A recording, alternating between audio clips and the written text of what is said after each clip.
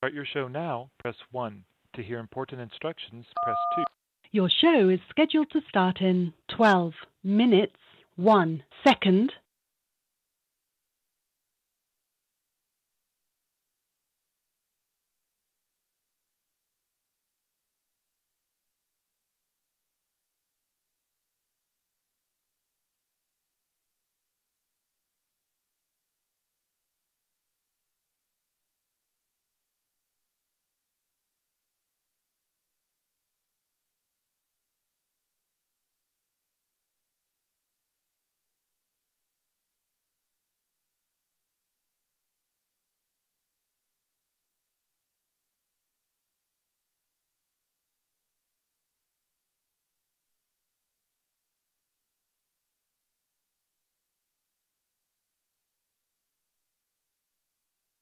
Eleven minutes until showtime.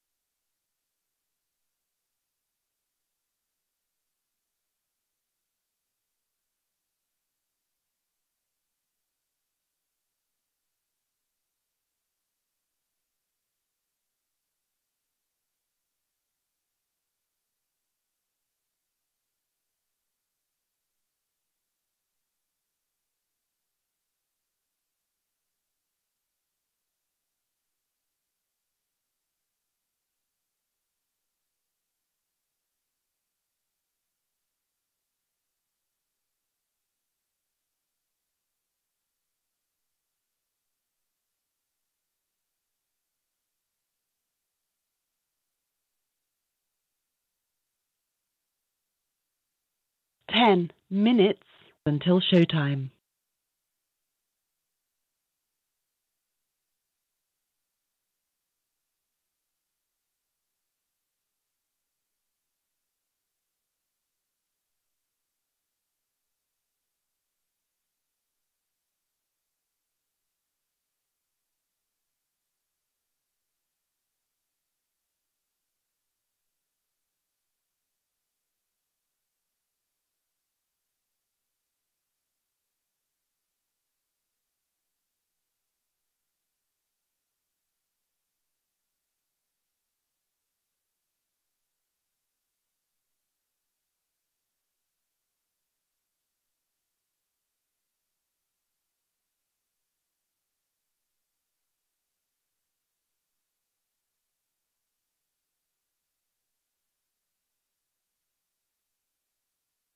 Nine minutes until showtime.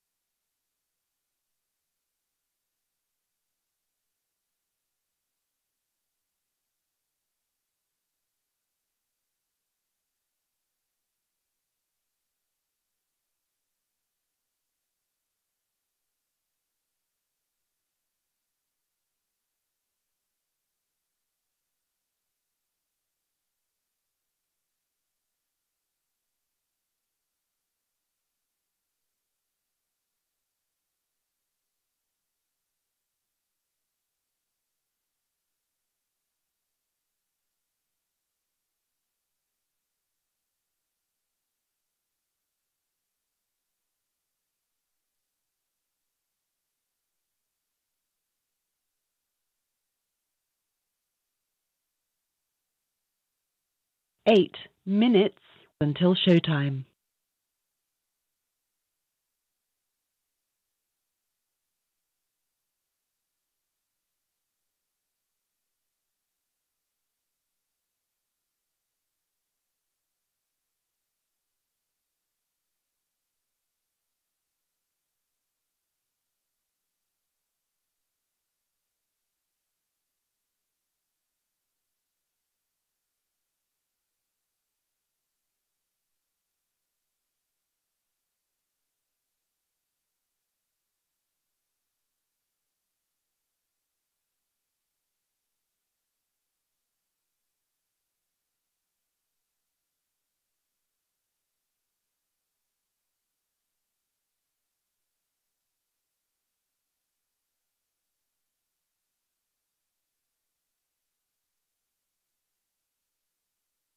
7 minutes until showtime.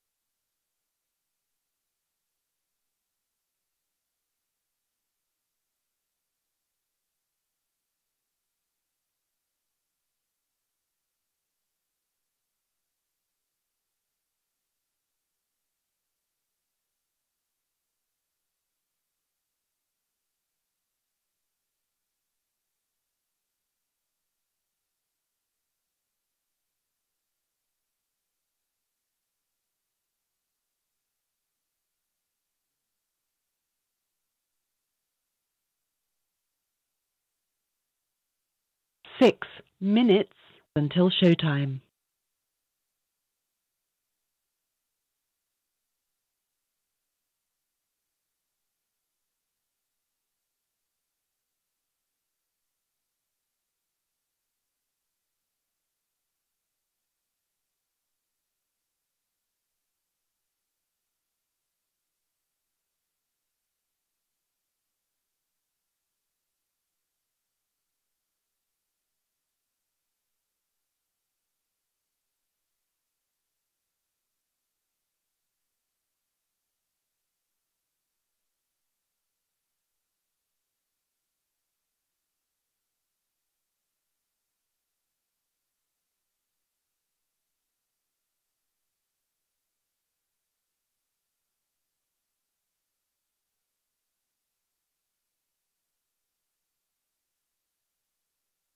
5 minutes until showtime.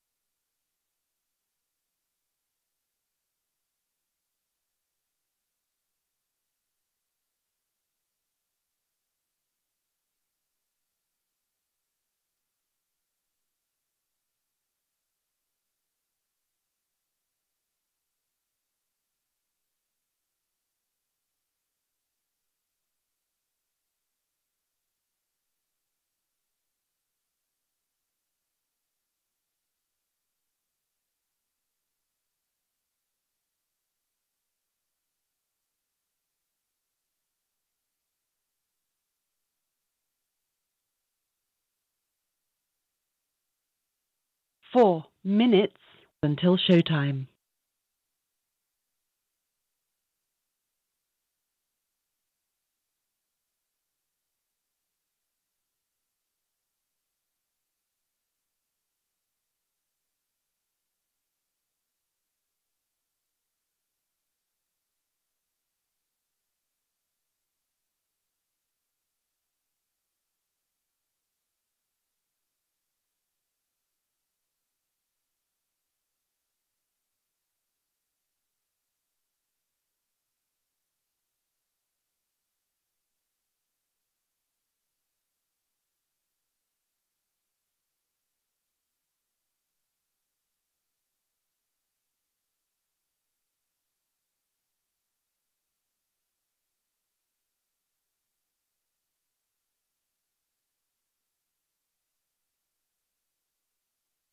3 minutes until showtime.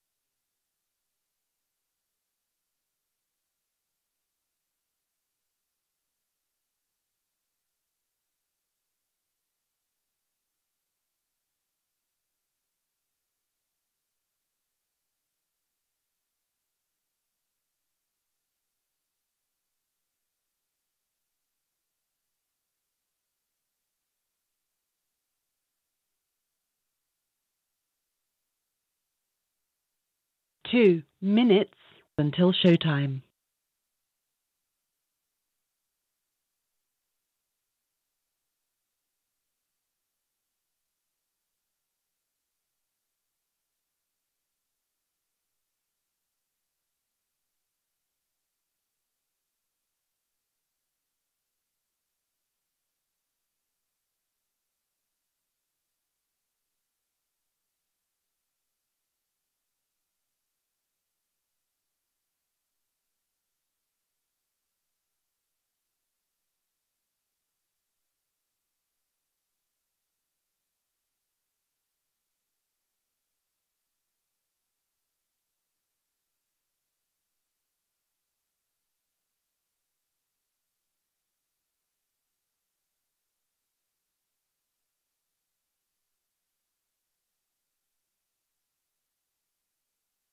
One minute until showtime.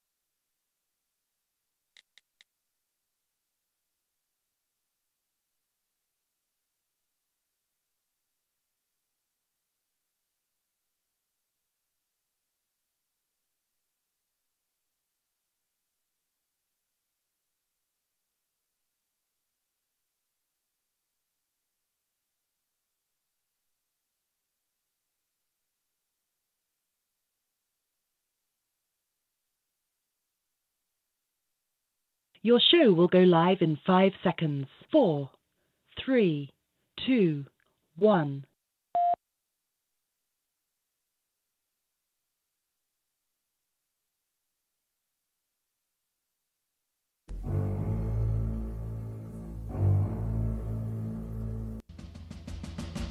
It's time for another Cooking Minute. Yes, we're talking turkey with Tony Bruno. Hi, boys and girls. I'm Chef Tony, and today we'll pick out that perfect wine for your Thanksgiving feast.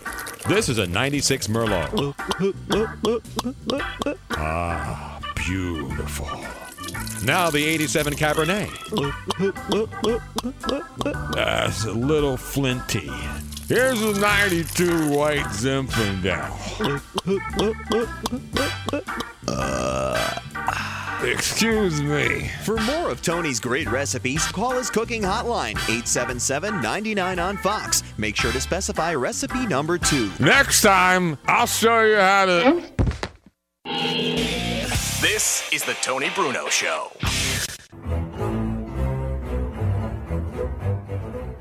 On the eve of Snowmageddon 2018, as we made our early rounds today on this Wednesday.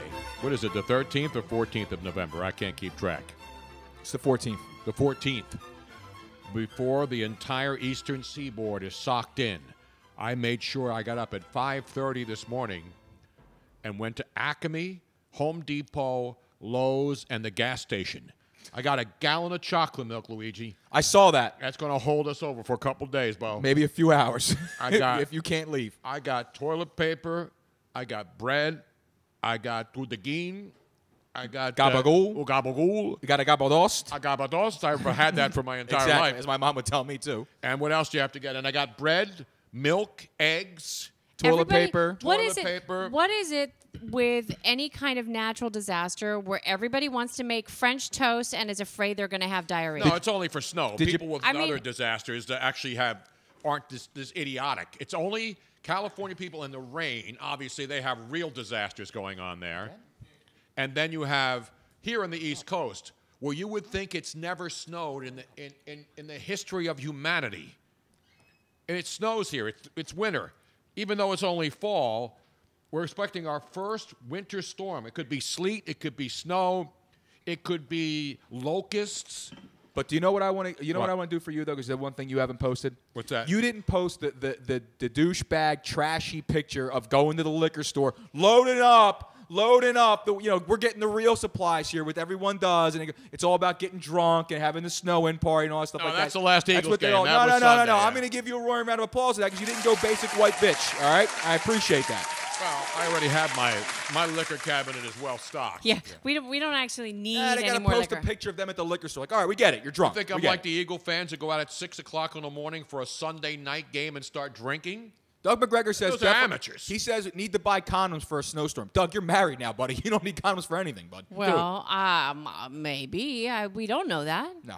He could have like a little piece on the side. You know? He does not. He's just newlywed month. I use the rhythm method.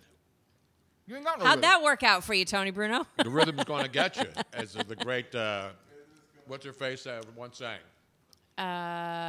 Gloria Estefan and the Miami Sound Machine. But it is Tony Bruno Live. We're at Moonshine. And what happens as we go on, I've been here for an hour and a half. We didn't order food. Now I got to eat on the air. It's an outrage. It is an outrage. We welcome everybody. It's Tony Bruno. Miss Robbins over there. Jack's not in the back. He's on the side. There's nothing. It's been so long since I've had any on the side. I didn't even realize they moved it. That's how long it's been, Luigi. I hear you. Here. Thank you. You get that? I got you. Thank you. Luigi's here eating his edamame. Yep. Or as you would call it. And your mommy. And your mommy, baby. Exactly. Mommy. Did somebody say I mommy? No, but they did say. Ay, papi, qué rico.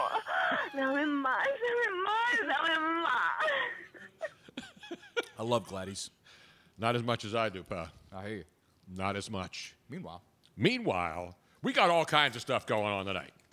We got football news. We got the NBA completely melting down. I mean, nobody watches the NBA for the games anymore. Right. It's all about the drama. Forget about basketball wives. How about basketball insanity? How about basketball babies? we got I don't mean baby mama babies. That's usually the only drama there is in the NBA. I mean crybabies in the NBA. We got You There's got no Draymond crying Green. in basketball. You got Draymond Green and Kevin Durant. He called Kevin Durant a bitch. You know, that's what happened the other night. Yep. That's why Kevin Durant went off on him. Durant wants a supermax. He wants all the money. He wants everything. He Not wants Supermax prisons. Do we still have no, those? no, we don't. But We need them again, I He think. wants a supermax contract, and Draymond Green's going, if you take this, the team falls apart, basically. And he's like, I don't care. I want to get paid. Draymond Green said it flat out, too. He goes, I want to get paid. I'm not taking less money. I took less money 3 straight times, and I want mine. Well, guess what? Durant's going to get his because somebody's going to give him that money, and he's going to leave. And guess who the team sided with? Durant. Kevin Durant. Exactly. Listen, they're both great players, but the bottom line is this. Who takes the ball up in the final possession? Draymond Green or Kevin Durant after they battle for a rebound? That's what happened. Well, You saw Draymond it. Green takes it up, but he gives it to Kevin Durant. Yeah, but no, Durant had the rebound. It's like Draymond Green grabbed it out of his hands and Yep. then decided to wildly go up the floor. And then apparently he called Durant a bitch. Yeah, it was terrible. And that's something that it's funny. It's something that you would think Steve Kerr would get a handle on pretty quick. You know, Well, that Golden State Warrior team is a pretty, they're a tight group.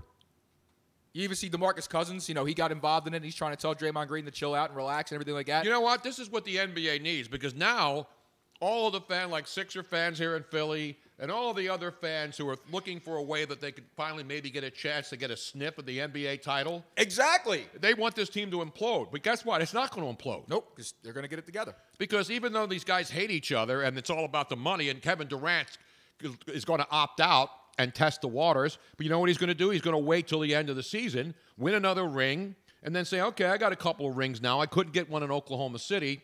Now I'm going to go out and take the money somewhere else. But he's not going to go to a bad team because a bad team's not going to give him a max-out deal, is he? Well, I think even if they did offer him, I think he still would go to a good team. He's going to go to a contending team. I mean, he's going to have it, if everything goes the way it should go, he'll have his 3rd ring by the end of the season. Yep.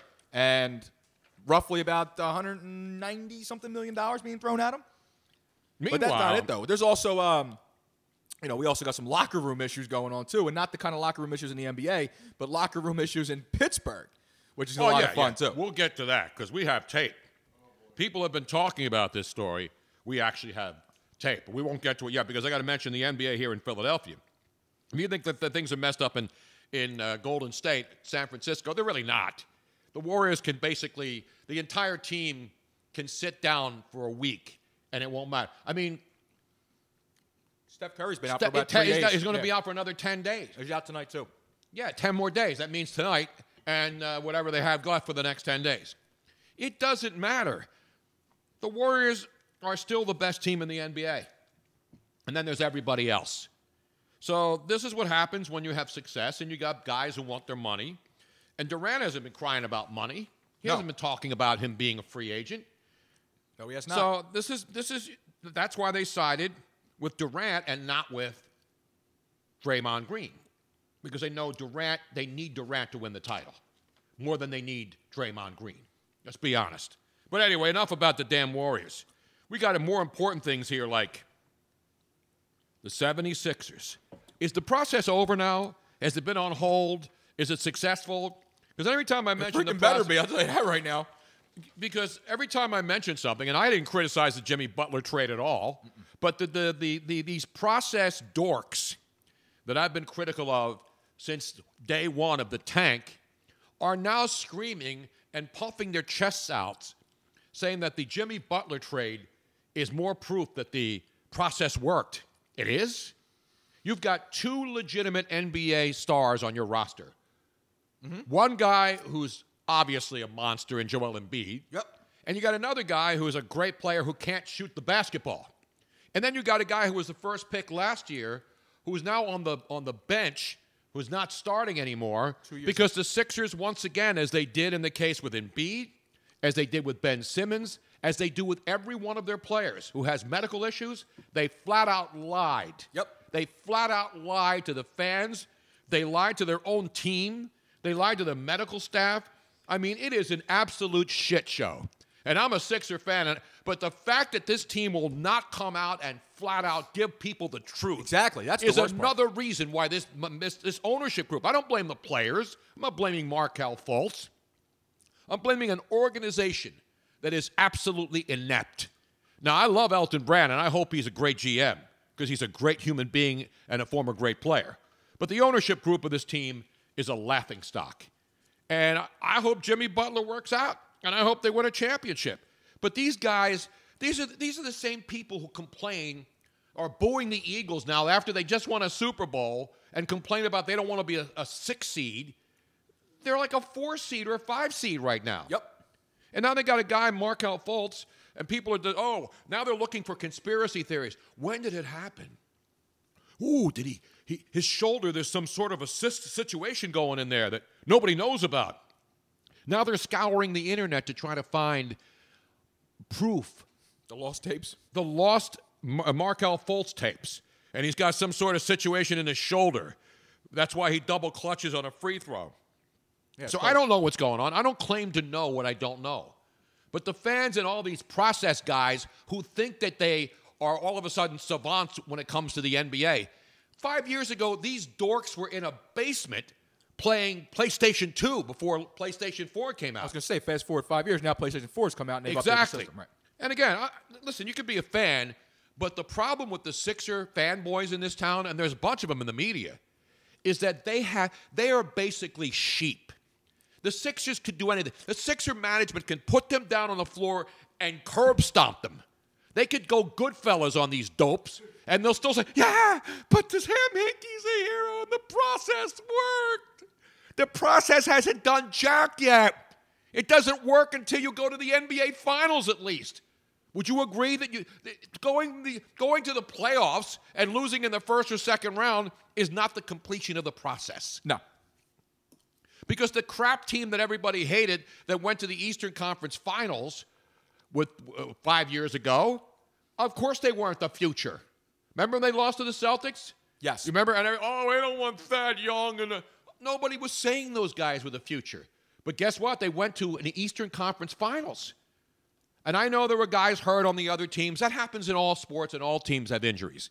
But to suggest that the process is complete because they just added Jimmy Butler, who's coming off 2 stints in cities where a lot of people think he was the bad guy, that he's not going to help. How's he going to help Markelle Fultz, a guy who was a head case?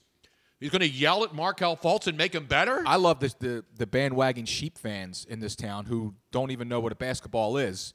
They don't know Jimmy Butler from freaking Jimmy Johnson. They don't know Jimmy Butler from Jerry Butler. From Jerry Butler. We can get to some Jimmy Butler a little bit later on, but I mean no, Jerry Butler. But Because only the strong survive in this town. Seriously, they're chiming all in like, yeah, we're going to the finals. Here they come. Like, you don't even know what basketball is. What you know about basketball? You don't know nothing about hoops. You don't. You just Allen want to Iverson shake some more pom-poms. Tony, we've already talked about this. There's a lot of people who have been drinking the Kool-Aid about the process? The process. Well, that's because there's like 75. And listen, I don't care how many podcasts there are. Anybody, that's the great thing about where the world we live in now. Anybody who can get a tape recorder and a microphone can be an expert. Right. It's like media people who are not media people, who are pretending to be media people, who think they know what the media is, and they don't. Well, I do have a question for you, though. I have sources. Because people are critical of you. So, oh, you don't know what you're talking about. You hate the NBA. Now, you don't hate basketball. You used to love it. He hates what it's become. You hate. I love basketball. You love basketball, but you hate what it has become now, what the NBA represents. And a lot of people think that the process is the answer to what ails the NBA and the way that they're going to get ahead. Do you have an answer as to how to fix it? Of course I don't. If I had an answer, I'd be the commissioner. No, but I mean, there's a lot of people that have ideas of how to fix the way it's being run. The only way you fix how it's being run is by you fix tanking by getting rid of the NBA draft lottery. That's the problem. I didn't ask you, ask Tony. I understand it, but that's the answer, though.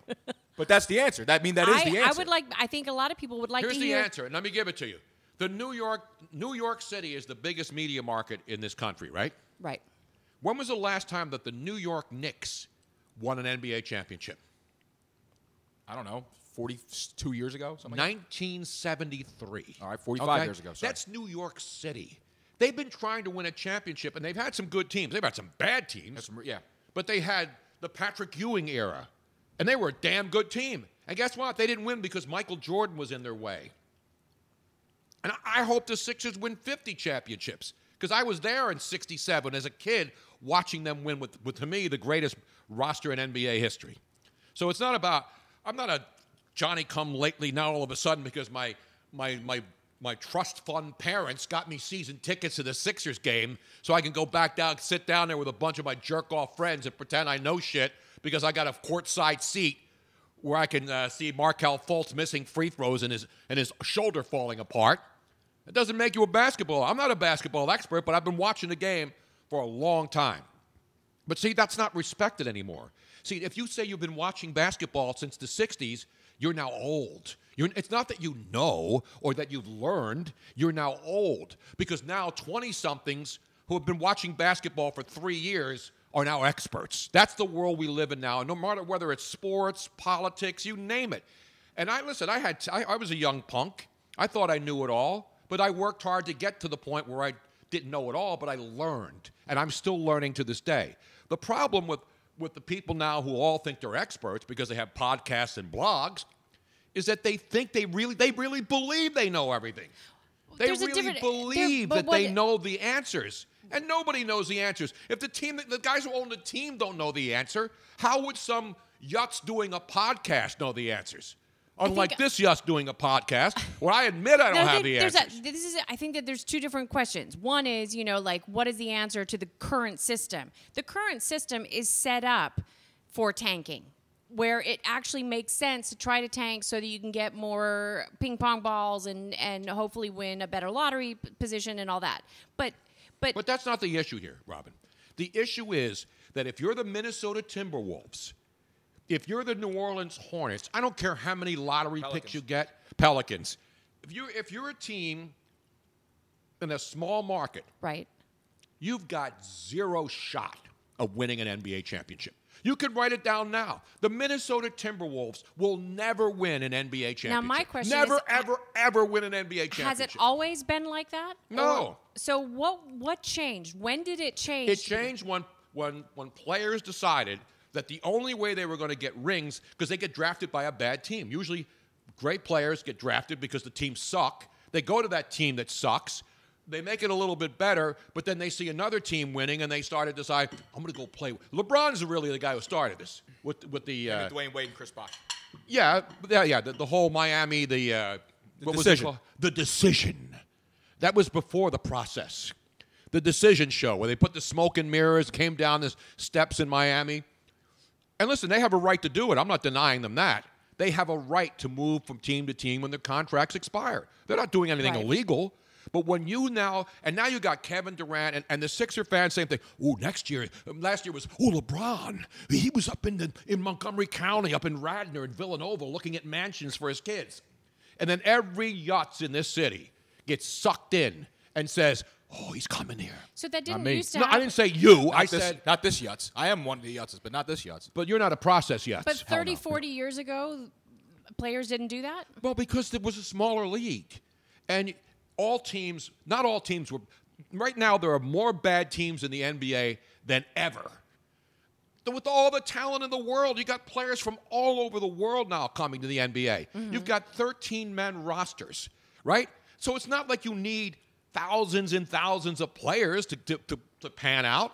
There's more European players than ever before, right? There's players from all over the world in the NBA. You name it. So why is the product still bad from top to bottom? Because it's a product where only 4 or 5 teams have a legitimate chance of winning. And you look at other sports. The Green Bay Packers are a small market team, even though they have a history of greatness. Right. But why do they keep winning? Good management, good draft picks, and replenishing the players around them, right? That's what it's all about. The NBA is the biggest crapshoot, because if you suck and you're not in the draft in a year when you got a lot of quality and you have to take a guy that you think or you're told is the best player, that doesn't mean it's going to work out. But anyway, enough about the NBA. I want the Sixers to win. Anybody who says otherwise is a clueless idiot, because that's what they do. They want you to think that you know nothing and that 50 years of following a sport doesn't qualify you to have any kind of opinion. It's just like opinions about anything. If somebody doesn't agree with you, then you're an idiot. That's how it works. Well, I mean, don't they have an opinion too? Yeah, but when I don't call, well, I call them yutzes only because the name calling started because I saw one guy today already put a video together of all the people like Howard Eskin and Shaq. Oh, he's already doing the whole remember when you said this already? Jimmy Butler hasn't played one game yet. He's already starting that? Yeah, no, look, that's a little premature, man. And I don't care. You can disagree with me all you want.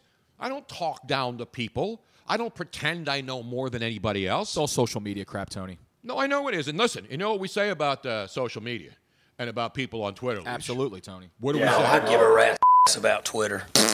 I give a rat's ass about Twitter because that's how we communicate with the fans. But the thing that the modern day world in which we live is if you give an opinion that is different than the majority of the opinions, then all of a sudden you're an idiot or you're a bad guy or what do you know? That's not how opinion works. Everybody has an opinion. Just like every asshole has an opinion. Every person has an asshole and every person has an opinion. And we're surrounded by assholes, as the great Dark Helmet once said, I believe. Dark Helmet. I love it. Wasn't that who said it? Dark Helmet? I think so. Yeah, where the hell is it? I have it. Bad Spaceballs knowledge, No, Luigi. it's not bad Spaceballs knowledge by me. I have it right here. I knew it. I'm surrounded by assholes. I'm the one who created that damn thing. And I have no problem with people giving different opinions. None at all. But the problem that I have is that when I give an opinion that I get bombarded with all of these experts, these 20-something guys who know it all about the NBA. That's the problem I have. You can disagree with me all you want. And if you're going to start calling me names, I'll go down. When you go low, I go lower. Or I kick them, as the former contempt of Congress Attorney General Eric Holder once said a couple of weeks ago before the election. Anyway, that's enough about that. We got football, a more important sport right now, because we are getting down to the nitty-gritty, man. Let's get down to the nitty-gritty. And here in Philadelphia, the Eagles now have a 31.6% chance of making the playoffs, Luigi. Yeah, I don't like those odds at all. You know who else has a 31.6% chance of making the playoffs? The Dallas Cowboys. Really? Identical. Yeah, because they were both 4 and 5. That's how they determine the percentages. I'm Well, not a percentage I thought guy. they were also determining by strength of schedule and things like that. No, it's just they're 4 and 5, and they'd have to be at least, you figure, 9 and 7. Now, Washington is in the driver's seat. Yes. So I broke it down today because that's what I do.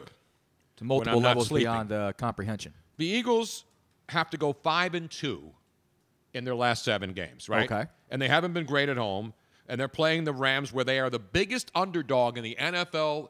When was the last time that happened? That a Super Bowl team coming off their Super Bowl season turns out to be the biggest underdog in any week of the next NFL season. I have no idea. I've never Eagles seen are 9-point underdogs at New Orleans, and justifiably so. They can't stop anybody. kind They of couldn't stop the embarrassing. stinking Dallas Cowboys when Dak Prescott was overthrowing. He was overthrowing the government more than the resistance people do. That's embarrassing. And then they played better because the Eagles' defense couldn't stop anybody. I was watching Brian Baldinger break down some of the plays and some of the video, the all-22s, and it was shameful how bad. Like Rasul Douglas on one big play was blocking inside instead of going to the sideline to chase one of the Dallas receivers on those big plays. It's just basic fundamental not knowing the game. And that's why the guys who are backups are backups. Because they're not in a, last year it was all about next man up. Yep. This year the next man up isn't good enough. That's Nowhere the problem. near good enough. And when you lose like 5, you lose, I don't care who you are, what team. You lose a couple of offensive linemen, you lose your entire secondary, you're screwed. You're really screwed. Absolutely. Especially when you were a good defense and now all of a sudden your defense is your weakness. You were also a defense that was built on built on pressuring the quarterback, Yep. right, which you're not getting right now at all. Turning the ball over. And getting turnovers. Yep. They have 7 turnovers on the season. That is bottom 3 in the NFL. Exactly. So that's, again, it's hard to repeat. All teams have injuries. The Eagles' offensive line, despite the injuries, is playing okay. It's okay. But they can't run the football consistently. And that's the difference. You get last year they had LeGarrette Blount, and they had guys who can pound the ball when they got a lead late, and they didn't have to give the ball back up to the other team. Look, and they were able to run out the clock and win games. This year they can't. This year they can't hold on to leads because the offense can't get those crucial first downs or get those touchdowns in the red zone that were routine last year. And the defense can't get off the damn field. Exactly. And that's the thing. And the one thing, too, is that, again, speaking of the offensive line problems and the running back problems, well, the issues that they're having there, I understand the whole loyalty thing and winning the Super Bowl and everything like that. But from a business standpoint, if I was Howie, Jason Peters would have been gone this year, and so would Darren Sproles. If I have to see Darren Sproles stand on the sideline one more time with a jacket on and a hoodie on, and people thinking he's going to play, and when he does play, he's going to save this season, you're out of your freaking minds. Nobody Darren thinks Sproles he's going to save the no, season. everyone keeps waiting. Sproles is coming back. Sproles is coming back. Sproles coming back is like me coming back. It's pointless. It's not going to do anything. You're not coming back next week for Funkin' Fantasy? I might be back. I don't know. You dude. said I it might was pointless. I might take a couple weeks off. I might quit this whole thing altogether. I may too. I'm dead serious, man. Just pack it in. I might join the Pack it. post office. Benefits are better. And Pays Amazon, equal, but- and you're getting into the Christmas holiday and holiday season. You know how many Amazon people will be coming to your door 10, 11 o'clock at night Yeah. the next couple of weeks after Thanksgiving? Exactly. So anyway, the Eagles have to go 5 and 2. So can they win 3 straight games? They haven't won back-to-back games all year. They're not beating New Orleans this week. Well, that's a given. The Saints are going to win, and they're not going to beat the Rams in L.A., 2 of their tough road games down the stretch. That's a revenge game for LA, and they need to keep. And pace they would with the have to Saints. win. They would have to go 5 and 2, as I mentioned. Mm-hmm. So they must beat Washington twice. Which is it's hard to sweep a division foe. They got to beat the Giants again, and the Giants, since the last time they played, at least showed some signs of life. They are showing better signs. Just of the life. last game, so because the Dallas Cowboys, who looked awful a couple of weeks ago, looked pretty good. Not great, because the Eagles were awful. And by the way, the Eagles were tied with them at one point, so it's not like they blew the Eagles out of the stadium. Well, we can safely assume that the Giants, regardless of how they've been playing, they're not just going to lay down. No, and they're not going to lay down because guys are playing for jobs, and so no matter how, other than the Raiders, I don't think there's any other team that is going to go out there and say, basically, we don't like what John Gruden's doing. Screw it. I don't want to get hurt. You know, we're right around the corner. There's only a couple games left. Why bother? Exactly. For who? For what? Seriously, for who? For what? I think they're going to bring in Ricky Waters, the Raiders. So so every time they go into the locker room and John Gruden gives a pep talk, Yeah. he gets up and says, For who? For who? For what? Exactly. And that's what the Raiders players are now saying, unfortunately, to themselves in the locker room. John Gruden, man, what a mess he's made of that freaking organization. Yeah, but he's getting all, to quote the process fans, but look at all those #1 draft picks. He is acquiring picks. He is. And those picks will all turn into Khalil Mack and Amari Cooper. Still never forget the fact. Never forget what he said. We need a pass rusher. We freaking had one. You had Khalil Mack, you asshole. So anyway, I hate him. The Eagles have to go 5-2. Dallas has to go 5-2. Dallas has at the Falcons. So they have at the Saints as well.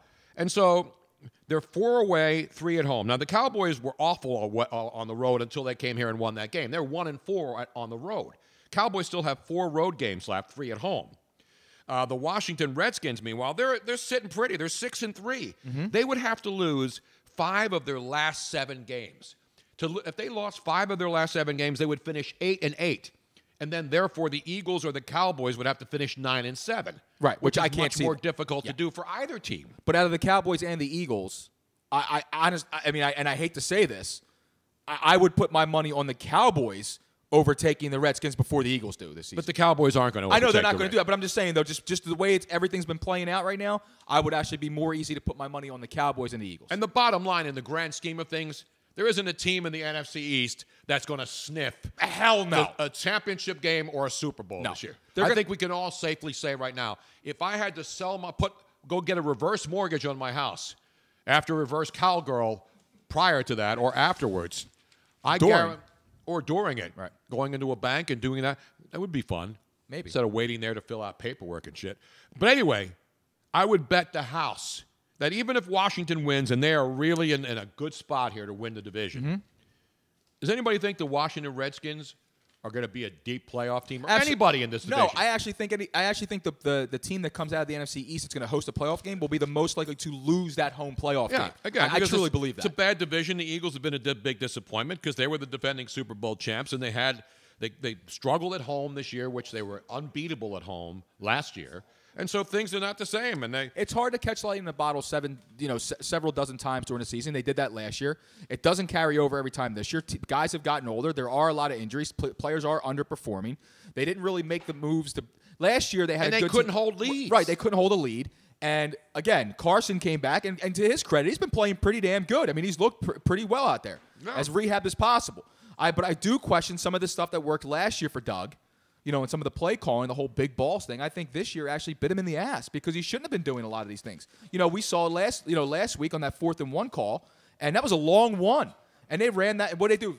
Run play, draw play to the right side, to the weak side. No, 7 they ran yards an back. I-formation Right. play where the guy's 7 yards behind the line of scrimmage. Everyone knew where that was going. So that's what I'm saying is that I just think the things that were working last year, they're not going to work every single time. They're not working this year. And it's not a hangover. I just think this team is just a little bit banged up and a little beat up, and I think they're going to come up a little bit short. That's all. Yeah, and Washington, as I mentioned. Washington's playing damn good defense, man. They play good ball. Washington has Houston, and a lot of people think that they could beat the Houston Texans, who are playing great because it's in D.C. or Arlington. Mm-hmm. If they beat Houston, that's the division. They're 7-3. That's the division. And then it doesn't, because there's nobody else is going to run the table. Unless a monumental collapse would happen by the Redskins. Exactly. That's it. So anyway, that's that. But the other big story today in the NFL is the bell has finally been unrung in Pittsburgh. Yep.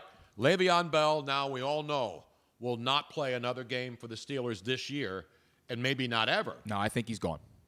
But, he didn't sign the franchise tag, but they could wait till February 19th and then make a transition move on him and still be in a position where they give him an offer, and then he's free to go to other teams to match that offer. So it doesn't mean that the door is completely closed, but the problem is going to be, from what I was reading today, that the transition tag, we don't know what the amount is because it could be among the highest paid players in the NFL, like quarterback money. And the Steelers don't want to probably do that, as good as he is. And so we know that I think the players in Pittsburgh know he's officially gone. Well, Ben Roethlisberger texted him and wished him well. And then he never texted him back. Le'Veon Bell, Ben Roethlisberger. Ben Roethlisberger can't even get a text back? Can't even get a text back. It's like me calling somebody back when they call me. But anyway, so you saw what happened today. We have the only tape, ladies and gentlemen, of what actually happened today inside the Steelers locker room. You may have seen some clips and guys talking about it. But we have some of the position coaches getting in there. We have position coaches who went into the locker of Le'Veon Bell and pretty much cleaned that sucker out. And this is before everyone already thought it was picked clean. Yeah. Let's go to the tape inside the Steelers locker room at Heinz Field. This locker just goes on and on and on and on and on and on. This is the holy grail of toys. There's probably another 90 boxes worth of stuff in here. We got Lost in Space and Kiss toys, Disneyland toys, and Hot Wheels and Universal Monsters. There's another $20,000 here. This is incredible. It's fantastic. Perfect. There you have it. $90,000 worth of stuff. They were finding all kinds of stuff back there, man. They hit the mother load. This That's is stuff it. that Le'Veon didn't even know it was there. You saw people like taking his Jordans. They were taking everything. He ain't coming back for it. The hell with it. That's You hysterical. think he really cares? He basically gave up $14.6 million this year. He will not. He has not played. He a game. forfeited that. Forfeited $14.6 million. And you know what? No one's more happy about it than the Pittsburgh Steelers because they found James Conner, and they got him under control for the next 2 years. Exactly. He's carried the load, no problem. And Le'Veon Bell played his hand. He turned down money before, and then a guy steps in, James Conner, and he has a great season. They started off poorly, and it looked like, oh, they really need Le'Veon Bell. Yeah, But now they're starting to hit their stride. Conner played well. He had a concussion, but he did practice today, so he's going to play this weekend. And so now Le'Veon Bell lost his leverage. That's how it works. Even he's a great running back. Nobody's going to deny that. Problem is, he doesn't have the leverage anymore. Although they offered to put the franchise tag on him again, and he turned it down. So it's not like they didn't want to keep him. It's just they didn't want to keep doing franchise tags every year. He didn't want that. No, he wanted to get paid. Of course he didn't want that. He wanted to get paid, but the thing is, he also wanted to get paid like a top wide receiver too, which, granted, his numbers do constitute that, but you're not going to make this whole new See, he was trying to create a new hybrid contract for these pass receiving backs like he is, these dual threat kind of guys, and they're just not going to go for that. You're not going to see running backs getting paid $30 million a year because ultimately you are a running back, and a running back shelf life in the NFL is what it is, and that position's valued at a certain X amount of dollars, and he's not going to recreate it to make it worth double that. I already have odds on where he may go next year, Le'Veon Bell. Miami, not the top team. but are they on the board? Well, yeah, they're on the board. Okay. But you know who the top team is as far as the Le'Veon Bell sweepstakes? Let's see. No. Hold on. I want to make an actually educated guess here. Is your mic off, Robin? Your mic is on. No. It's on. Your mic is on, Robin. Why can't I hear? Okay, I can't hear me. I don't know why, but your mic is on, though.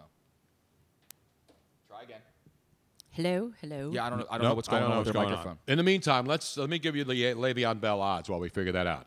The New York Jets are the favorites. This is Las Vegas odds. This doesn't mean he's going to sign with the Jets. It's just like the Carmelo Anthony thing that I tweeted the other day, where Las Vegas posted odds on which team he would go to or which team would be interested in him based on what the bettors think. And the Philadelphia 76ers were the team in the Carmelo Anthony sweepstakes that the Vegas odds makers said would be a likely landing spot, a favorite to go here, right? That's what all that means. All it means is what do the bettors think and what's the odds. So this is the same thing. In Vegas, the New York Jets are 3-1 favorites to be Le'Veon Bell's landing spot. The Jets. Again, this doesn't mean I'm just saying out loud. I can say that, okay? So maybe my reaction. So then go to Vegas and tell those guys that they're wrong in putting down the odds. I was just saying the Jets. That's all. And guess who's number 2, odds-wise? I don't know, Tony. The Oakland Raiders at 5-1. Oakland. And then the Eagles are 7-1, and so are the Tampa Bay Bucks and the Green Bay Packers. So those are the top 5 teams as far as betting odds on where Le'Veon Bell may land next year. Again, I have to keep explaining this. This is not my prediction. This is not likelihood. This is what the gamblers do. They put up these props. I understand. And you understand it. You're a degenerate gambler. I'm not a degenerate, but I'm just, I gamble. But what I was saying is that was just my reaction because I didn't see this list. That's why I said it would surprise you. Yeah, and it did. And when I got surprised, of course, the Jets won't have any coaches or any other players left. But Le'Veon Bell and Sam Darnold will go out there and just play catch for the rest of the season while the Jets implode. I have a New York Jets update tonight, too. still ahead. Plus, that they're dead in the water? We have a Florida update, and we will pour one out tonight for a couple of greats. Do we have our guest on the line? No, not yet. Okay, let me know. I didn't even know we had a guest tonight. I didn't either. It's exciting. Speaking of the lines, 619-924-9874, 619-924-9874. That's how you chime in. Now my damn broccoli's getting cold. You got to eat your broccoli. You got to eat your vegetables, Tony. I know.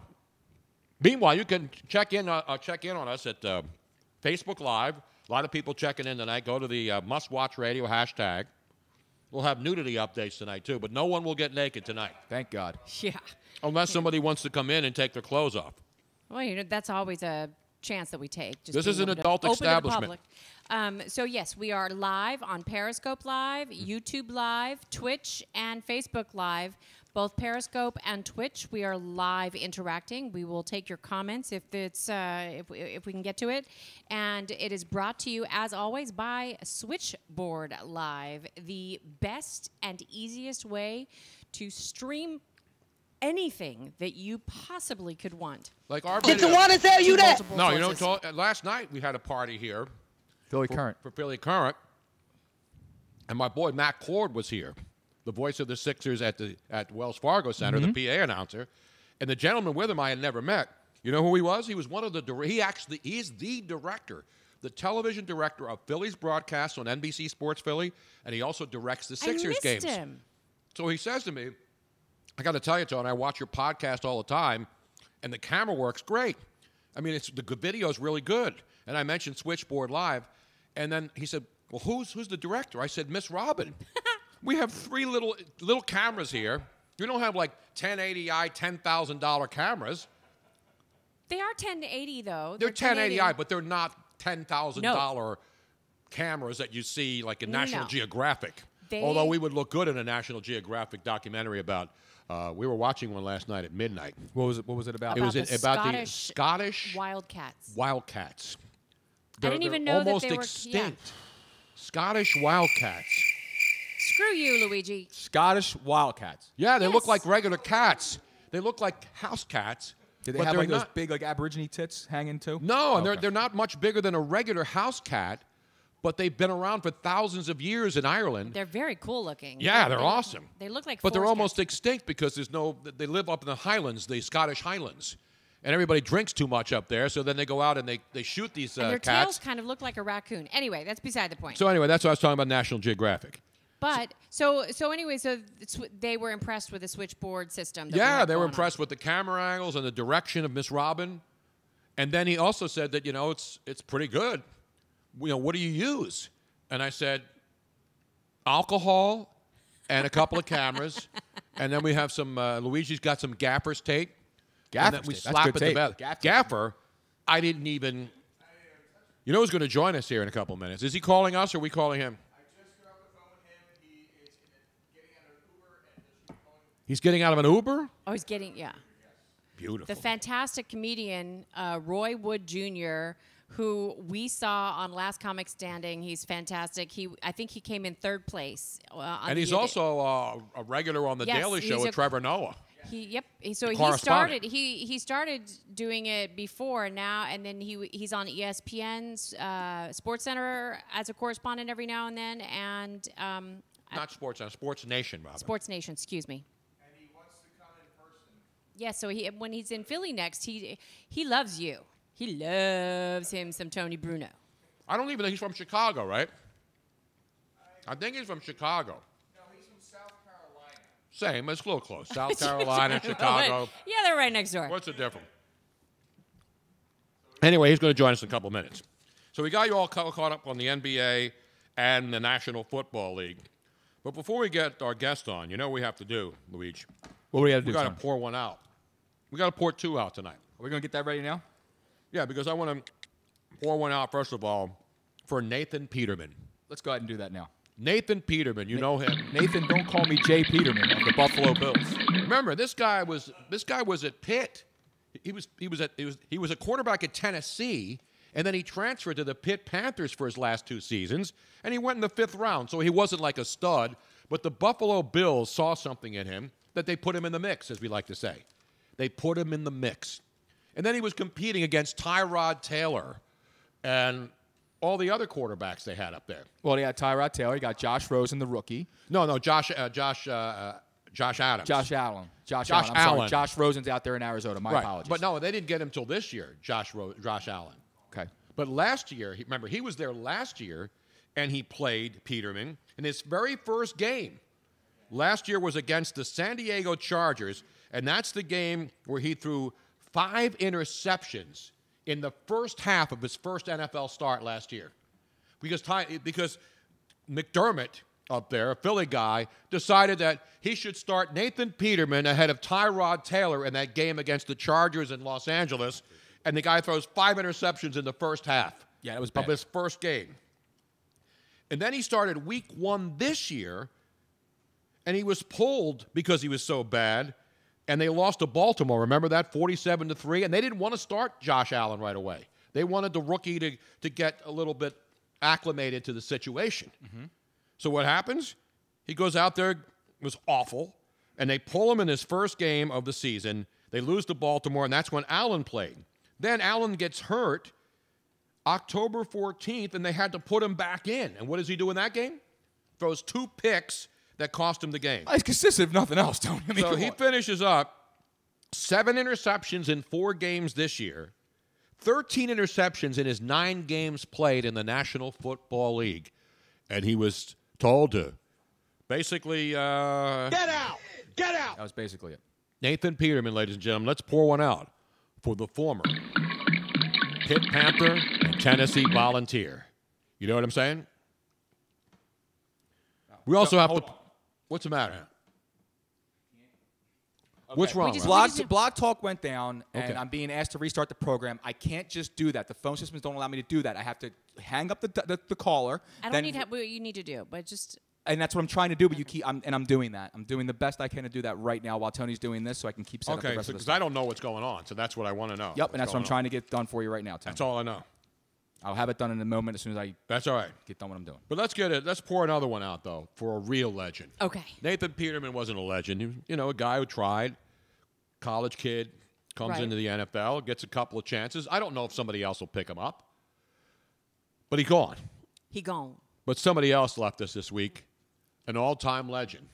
And I believe we're going to go to the phones and get a situation report from one of our callers. Let's go to the phones. Eddie in Hoboken. What's up, Eddie? Hey, what's up, Mike? What's happening? Hey, Mike, Stan Lee died today. Did you ever meet the guy? What do you think of him? Stan Lee. Yeah, Stan Lee. I don't Never know heard who of he Stan is. Lee? Don't know who he is, no. Jesus. That's awesome. Jesus. That's the great Mike Fran. $5 million a year doesn't get you a sports talk radio host who is well-versed on all the things in the world. And I know he went on to say, Mike Francesa up in New York, who's now charging people $9 a month to take calls and not know what the schedules are on Friday of the NFL when he makes a pick. I'm sorry. I'm just... Can you imagine that? Like, my picks have sucked this year, but at least I know who's playing that week. Did you know this, Luigi? That Mike Francesa on his show in New York a couple of weeks ago was doing his Friday pick segment. Okay. And then they play the music, and he gets his piece of paper, and he says... He hadn't even looked at the schedule to see who was playing. He gets his piece of it. He goes, okay, this is the first time I'm looking at this. I don't know who's playing yet. Hang on. Can you imagine? You talk about mailing That's the king, man. That's the king for you. Talk about mailing it in. Listen, I only do one podcast a week, and I still do more preparation because you got to be up on this stuff. I make my football picks, and I try to be good. And some of my picks suck. But at least I know who's playing in the game before I make a pick. I actually study these things. To not know who is playing until you pick up the paper on a Friday afternoon in your pick segment pretty bad. Is pretty bad. But anyway, listen, God bless him. He's a legend. And I'm not even going to rip him for not knowing who Stan Lee was, although I am surprised he didn't think that Stan Lee was related to David Lee, the former New York Knicks great David Lee. Remember? Yep. Or former Cub great Derek Lee. Or Derek Lee, who was part of the Operation Shutdown. Yes. Wasn't he part of, when he was in Houston, I think he went into, or Pittsburgh, he went into Operation Shutdown, when he just, which is what the Raiders are doing this year as a team, the Operation Shutdown. Anyway, Okay, Stan I Lee. think I got the phones ready. We're back on there, Tony, with the phone. Sorry about that. That's all right. Blog Talk sometimes shuts down, and we have to reboot the whole thing. That's what happens. Does Derek Lee work at Blog Talk Radio as well? He could. Because Operation Shutdown is pretty routine there. It's ridiculous. So there's your pour one out segment tonight. We just had Arvin Cruz checking in on Facebook Live saying he misses the best 30-minute radio segment with Gary. I think Gary's not on anymore either. At all? No, I don't think he's doing the show anymore in San Francisco. He going No to? freaking way. However, On I will be KBR? making 2 appearances this week on various radio. Tomorrow, Thursday, I will be on in New Orleans, Knowledge. Louisiana, and I will be spitting major game as we preview the Eagles and the biggest point spread game of the weekend. Eagles fans and the Las Vegas and anybody who's watched the game for more than 30 seconds. Even Mike Francesa in New York knows that the Eagles have no way to stop that offense. Not a chance. Especially in the Dome, especially coming off an absolute blitzkrieging by the Dallas Cowboys, who aren't exactly one of the NFL power offenses this year. I mean, they're an average offense. Even though they've got weapons, they've been a mess. So now all of a sudden, the Saints have been they've been playing this. You know what this game's going to be? I call it the Priceline game. Name your score. They can name their score against the I Philadelphia. saw someone on social media go down the whole thing, quarterback, run it like they do, who has the edge on this and this and that. At the end of the whole thing, where they broke it down by position? At the end of the whole thing, he had it checkmarked. Eagles win in this thing, 35-31, giving the edge to Eagles to a whole, to their positions. He had Drew Brees and Carson Wentz even. I'm sorry. There's no universe anywhere where Carson Wentz and Drew Brees are even, especially in a dome in New Orleans. They're not talking about career. They're talking about the season. And even this season, Drew Brees is playing like an MVP, man. But the one thing about, and I'm not going to argue that, but the one thing about Brees, he doesn't have to throw for 500 yards anymore. No, Kamara and Ingram are killing everyone. Yeah, there are weeks where he doesn't have what you would call big offensive numbers. I don't even think the Saints have to throw the ball to beat Philadelphia if they wanted to. I truly believe they could reach back and hand it off 57 times and they will still beat the Eagles. No, they still got to dump it off every once in a while to Michael Thomas. I mean, come on. Well, fans have to be pissed, but I'm just saying. And newly acquired Brandon Marshall. Yes. Because after Des Bryant got the injury and lost it at that last play of practice, Brandon Marshall got signed, who they did like him in the warm-up and the tryouts that they had, but they went with Des, obviously, and they called Brandon Marshall, and he's back now. All right, we got a lot of stuff still to cover, but joining us right now as we have our phones back in business is a man you may have seen him on The Daily Show. You may have seen him on Last Comic Standing. You may have seen him on Conan. You may have seen him in a club somewhere. Because everybody in the club getting tips. Especially Roy Wood Jr. You can follow him on Twitter at Roy Wood Jr. I've never met the man, but I know who he is. We're going to, hopefully soon, the next time he's in Philadelphia. Exactly. Roy Wood Jr., what's going on, man? Man, how the hell are you? You also forgot you may have saw me at Miami Dolphins practice before they played the Jets and kicked 3 field goals. I can't keep track of the Jets and the Dolphins this year. I don't know which team's going to show up for either team on any given week. But we know one thing's for sure right now, Roy. Nobody's showing up for the New York Jets. They are absolutely a disaster area. Who would have thunk that? I am a Dolphins fan, and I really think, and I have a son. And so with a weird contract between me and the girlfriend, he's a Packers. He's being raised a Packers fan. But I think the smart thing to do with the child is make them a fan of a trash franchise that by the time they care about sports has a GM that can turn it around. You mean like the Dallas Cowboy fans That's my theory. who weren't even born the last time they won the Super Bowl and now all of a sudden think this team's going to win a Super Bowl because they beat the Eagles to get to 4 and 5 in a Sunday night game where they definitely deserved to win because they dominated the Eagles in every facet. So are you saying that this is good parenting, Tony? Well, no, I mean, it depends on where you grow up. You know, it's like me, when you in Philly, Roy, when you come out of the womb here, you basically, the doctor smacks life into you, and then your mother smacks you and says, don't you ever root for the Dallas Cowboys or any other team but the Philadelphia Eagles. It's almost like you get it when you get the shots, you get your infant shots. they put something in the shot that makes you an Eagle fan, and then you can't root for anybody else, right, Luigi? Yeah, mine was Blackberry Brandy. That's what they put in mine. Jack wins Blackberry Brandy? I think that's the beauty. Right off the speed shelf, brother. That's the beauty of growing up in Alabama with no sports alliances at the professional level, where you can just pick whatever you want in Birmingham. You'll see a Dolphins fan and a Seahawks fan, which was interesting in the 80s, because if you were a Seahawks fan in the 80s, you never saw them on TV. No, you're right. That was not the late NFC game. Well, the Jim Zorn era, there was some. They were pretty popular back then. Everybody loved those helmets. Remember Jim Zorn? Yeah, the only thing cool about the Seahawks were the uniforms. Yeah, everybody loved the uniforms. But, speaking of Alabama, I worked in Birmingham, Alabama for 2 years back in the 70s when Bear Bryant and Ralph Shug Jordan were matriculating the ball at Alabama and Auburn.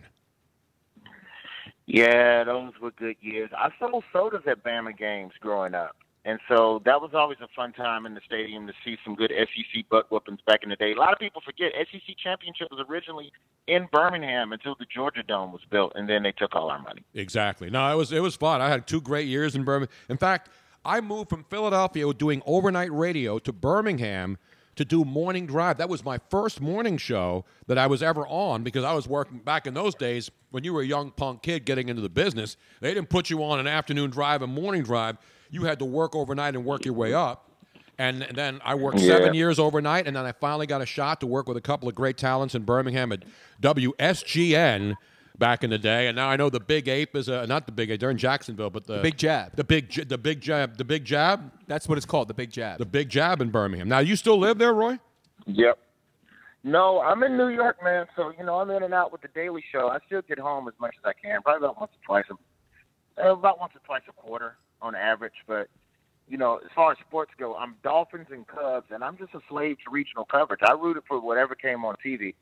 And people forget that in the 80s, the Cubs had a better 80s than the Braves. So by the time the Braves got good, I was too deep in. I had a Ryan Sandberg T-shirt. There's no turning back. We had one here, too, but it only lasted a year, and then we got rid of it. Great player, horrible manager. Roy Wood Jr. doing comedy now. You got a busy schedule coming up here for holiday season. So coming up right before Thanksgiving, you're going to be in San Francisco, right? Yeah, I'll be in San Francisco through Thanksgiving, the entire weekend. So once you hate your family, come laugh and forget about them. And then I think we got D.C. in December, D.C., New York, and San Diego as well. And Vegas, too, I see here, right? Oh, yeah, Vegas. Oh, my God. How can you forget Vegas? Thanks for reminding me about that one. Yeah, it's Rio, lovely Rio. The lovely Rio. That's a pretty good stuff. So San Francisco to Washington to New York to Vegas to San Diego. Man, it must suck to be you. Well, that's how I route it. That's how I like to route it. It's the end of the year. You got to stack these miles at the end of the year. Damn right. You start booking a bunch of cross-country gigs. You can go to RoyWoodJr.com and get tickets. We're in San Francisco because I know the comedy scene out there pretty well. Cobb's Comedy Club. Cobb's Comedy Club. Big one right there. Is there any other comedy club that's even close in the Bay Area? That's right there in Fisherman's Wharf. It's a fantastic location. Yep. Do they serve Cobb salads in Cobb's Comedy Club? The Punchline as well there. I was always wondering, do they serve Cobb salads? If they don't, they should. You know what? That's a good question. I don't know. I don't know. But then again, it's a comedy club. When have you ever gotten really healthy food at a comedy club? I think they just now started getting hummus. But this is San Francisco. They serve sushi at baseball games, so anything's possible there. I know. Very true. One place you don't get, there's 2 places you don't get sushi. At a gas station and at a strip club. You never order sushi at a strip club. No. Or who the hell is eating strip club sushi? Why would you do that? It's a good question. We got that. See, there's a remote. There's one of your Comedy Central routines. Go to strip clubs, and then find out who's got the best menu, who offers the most healthy or the most exotic. And speaking of exotic dancers, how about exotic menus at strip clubs? Well, usually, tapas is a dancer. Why They don't offer tapas. They usually just bond over strip club food. I think that's the move. Strip club food. It could be a 7-part documentary series. You just go from strip club to strip club, sampling wings. In Philly, it would take like 2 weeks just to get to the strip club menus. And we're not talking about the lunch crowd either. The lunch crowd, I wouldn't even bother. You don't want to go in there at 1 in the afternoon, because the food's not good and the talent's not even close to being good. With all due Okay, respect to I the working understand what ladies you're out there. saying. I hear you, but let me offer a polite counter. I don't know if you've ever been to a strip club in the middle of the day, but you get a little more for your money. No More doubt about size that. And length of lap dance, so I've been told. They may give you like an extra 30 seconds if there's nobody else in the bar and you pay for a dance. Let's go to Luigi Curto, a man who's been to many of the daytime strip club extravaganzas. Hey, she works hard for her money, okay? I know. I'm not knocking the people working. It's a hard job. And listen, man, little known fact about me, I did it once. You did? I stripped one time. You stripped? I stripped one time. I didn't ask did if you one- stripped. I asked if you've been to a strip club. Several times. I'm just saying, but I have stripped one time. I mean, for lunchtime. I mean, the daytime crowd. No. Oh, yeah, I did. One time, I was with a couple of my buddies, and they were at the Oakford, which is off of Roosevelt Boulevard, right? And the stripper comes in, and she's got a cast on her foot. What? Yeah, she's got a cast on her foot. There's 5 of us in there. We were the only 5 people in there. Including, Did she play for the Miami Dolphins? No, including the Miami DJ. She came out there with a freaking with a club on her foot on her cast. My one buddy stands up and starts going, Rudy, Rudy, Rudy. So disrespectful. I was dying, man. Oh. I was dying. Speaking of the Dolphins. They took no time off. No time off. Have they seen enough of Brock Osweiler down there? As opposed to who? Who else you got to put in there? Yeah, Tannehill's out. He's done. He's hurt. They could have, you know who they could have done? I just They could have gotten Matt Barkley. Look what he did. He came off the street and he goes out and lays a beat down on the Jets. Matt Barkley. I knew if they gave him 8 or 9 years to mature, could have he'd had be good. Drew Brees. They don't make good decisions in South Florida, and they haven't for many, many decades post Marino. I'm telling you, we were talking about that a couple of weeks ago, that the Dolphins signing Culpepper over Drew Brees might have been one of the biggest mistakes ever in the history of sports. Seriously. Well, supposedly that's why Nick Saban left, was because he's like, you guys don't know what you're doing. Brees is the better quarterback, but there were questions about his shoulder, and Dolphins management was scared. Yeah, I mean, and the Chargers, too. I mean, rightfully so. I mean, they had Phillip Rivers coming up soon. They were going to draft him. So, I mean, they were obviously willing to let go of Drew Brees. But the fact that you trusted Culpepper was a pretty good college He was, but quarterback. he tore He his wasn't ACL, MCL, and PCL. And a guy who basically got, he was a mobile quarterback. Drew Brees, he did all the tests after he was done. They did work him out. They had to see the shoulder was fine. He got the whole short guy thing. I mean, how many quarterbacks have been, Doug Flutie and Drew Brees, obviously. Doug Flutie wasn't anywhere in the same league, but whenever a guy's not 6 feet, it's like, oh, he's not going to be anything in the NFL. He's not going to be able to play, right, Roy? I mean, that's what's going on down there. Yeah, that's what they do. They play the metrics over the heart and the effort and all of that jive. So, it is what it is. But at least you got the Miami I Dolphins. don't know what the at least you got the Dolphins are gonna Miami do. The Marlins. You got the Marlins at least now who are going to come back strong next year, I think. I can't even say Miami that. Dolphins are the first football team I've ever witnessed practice, and I left feeling worse about the team than I did when I arrived. Yeah, but unlike Hootie and the Blowfish, Darius Rucker, did the Dolphins sometimes make you cry? No, because I think at this point, you know what you're getting into. You know what this relationship is, and Dolphins going Dolph. I believe that's in the Bible. Dolphins going Dolph? Dolphins going Dolph, man. It's a new saying. Did you trademark that along with Pat Riley's Pete? That could be on a T-shirt. Dolphins don't Dolph. They just gonna do what they always do. Yeah, but I knew Miami was in for a long rebuild when they changed the logo, and the logo looks like a manatee sick off of that algae. That's the water down there. No disrespect to any manatees that are dealing with the algae problems. No, I hear you, man. I love manatees. That's one of my favorite things about being in Miami. You're in a hotel, and if you're high up, you look down, and all the waterways, you see the manatees just cruising right through there. Now, personally, I think that the sea cow is a better description for them. No, manatee sounds better than sea I know it cow. sounds better, but the description sea cow is way more apropos. You think so, Roy? There's no reason to keep talking about my mother here. Guys, no, seriously. come on, man. the old Dolphin logo. He's jumping through a ring of fire. He's got the helmet on. He's ready to play football. This new one, just I don't know, man. Just looks like one of those lazy animals in the aquarium that just gave up. Exactly. Looks like Shamu. Looks like Tony over here. Looks like me tonight, man. It looks like, you remember that SeaWorld documentary? Which one? You remember that SeaWorld documentary where they showed you all the sad whales? That dolphin looks like one of the sad whales. Oh, man. That's got to hurt, man. It's got to hurt when your team, when your squad is the subject. Indeed, man. I mean, the Eagles have been the butt of many jokes, and they finally won a Super Bowl, but it didn't take long for the fans to turn, though. Halfway through the season, man, they're booing on Sunday night on national television.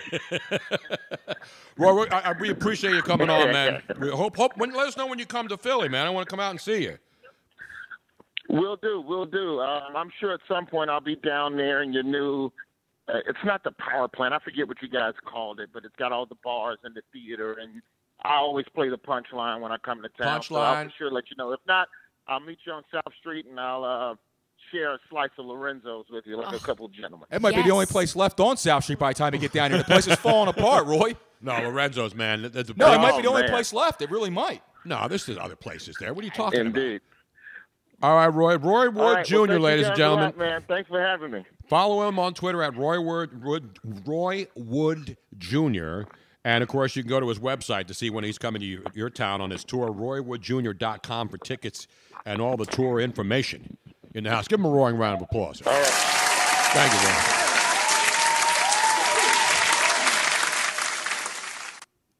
I love talking to comics, man. It's funny to me, too. I was watching, speaking of comics, we were watching, what's the dude's name? You Can't Fix Stupid Guy? Roy. No. Good Lord. I just had the name in my head and it went whoosh. One of he's always drinking. The redneck comedy guys. The guy with the cigar and the bourbon. Ron White. Ron White comedy special. That's Mr. Tater Salad. Yes, Mr. Yeah, I know. Tater Salad. You Can't Fix Stupid. And he was damn right about that many years ago. He was way filthier. I mean, he's always had a mouth, but he really stepped it up a notch for this particular tour. The guy brings a whole bottle of bourbon out on the stage. That's a shtick, man. I know he's always done it, but he drinks a lot more now than he used to. A lot of us are, Tony. Well, he had a great line. He said, I drink so much that now on the back of my driver's license, instead of saying that I'm an organ donor, it says which organs I need. Oh, exactly. Nice. Let's see. Well, if I'm in an accident, I need a kidney and a liver right. And then whatever else you want to throw in, it'll help me out. At no additional charge. At no additional charge to you. We should take a break. This is a good time to take a break. Let's take a break. I got to pee. I got to finish my short ribs here at Moonshine Philly. Right. And for those of you who do not know what's going on, we don't take commercials, so we have to have a potty break just like you do. So we're going to be going on a 5-minute break. You'll hear some lovely music while we're gone. Yeah, don't go anywhere because we will anywhere. be back. But this is your chance to go potty, grab a snack, grab a drink, meet us back here in 5 minutes. Let's all go to the lobby. Let's all go to the lobby. Let's all go to the lobby to get ourselves a treat. Show starts in 5 minutes. The sparkling drinks are just dandy. The chocolate bars and the candies. Let's all go to the lobby to get ourselves a treat.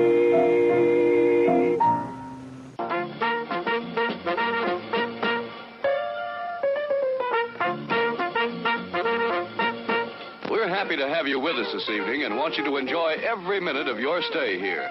And while you relax and stretch, visit our concession where you'll find something to please you. There are ice-cold drinks and many other pleasing treats.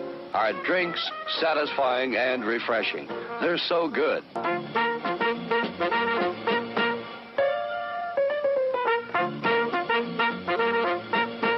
Show starts in 4 minutes.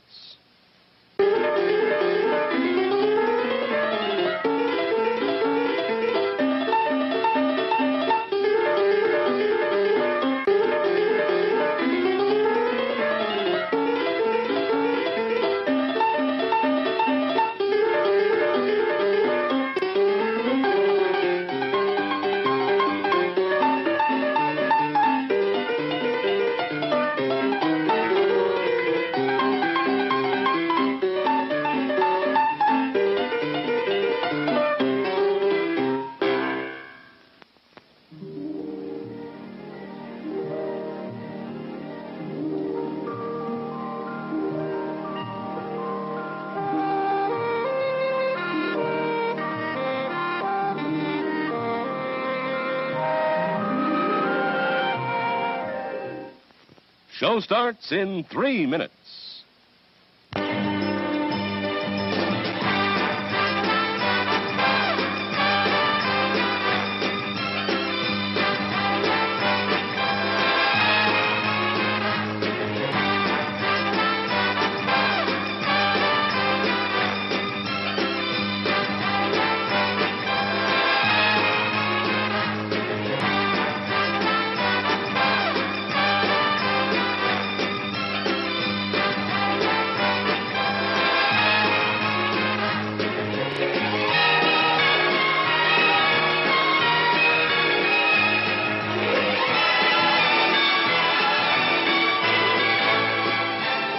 It's refreshment time, folks. Taste that beats the others cold. Pepsi pours it on. Taste that beats the others cold.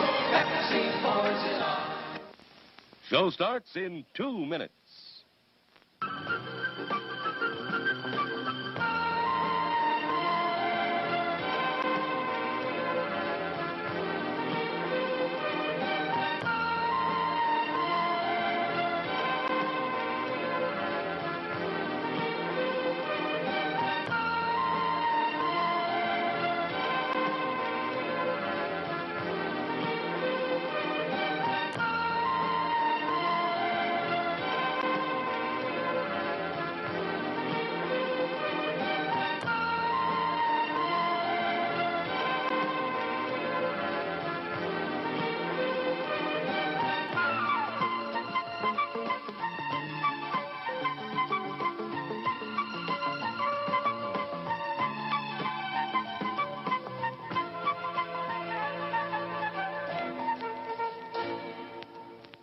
Show starts in 1 minute.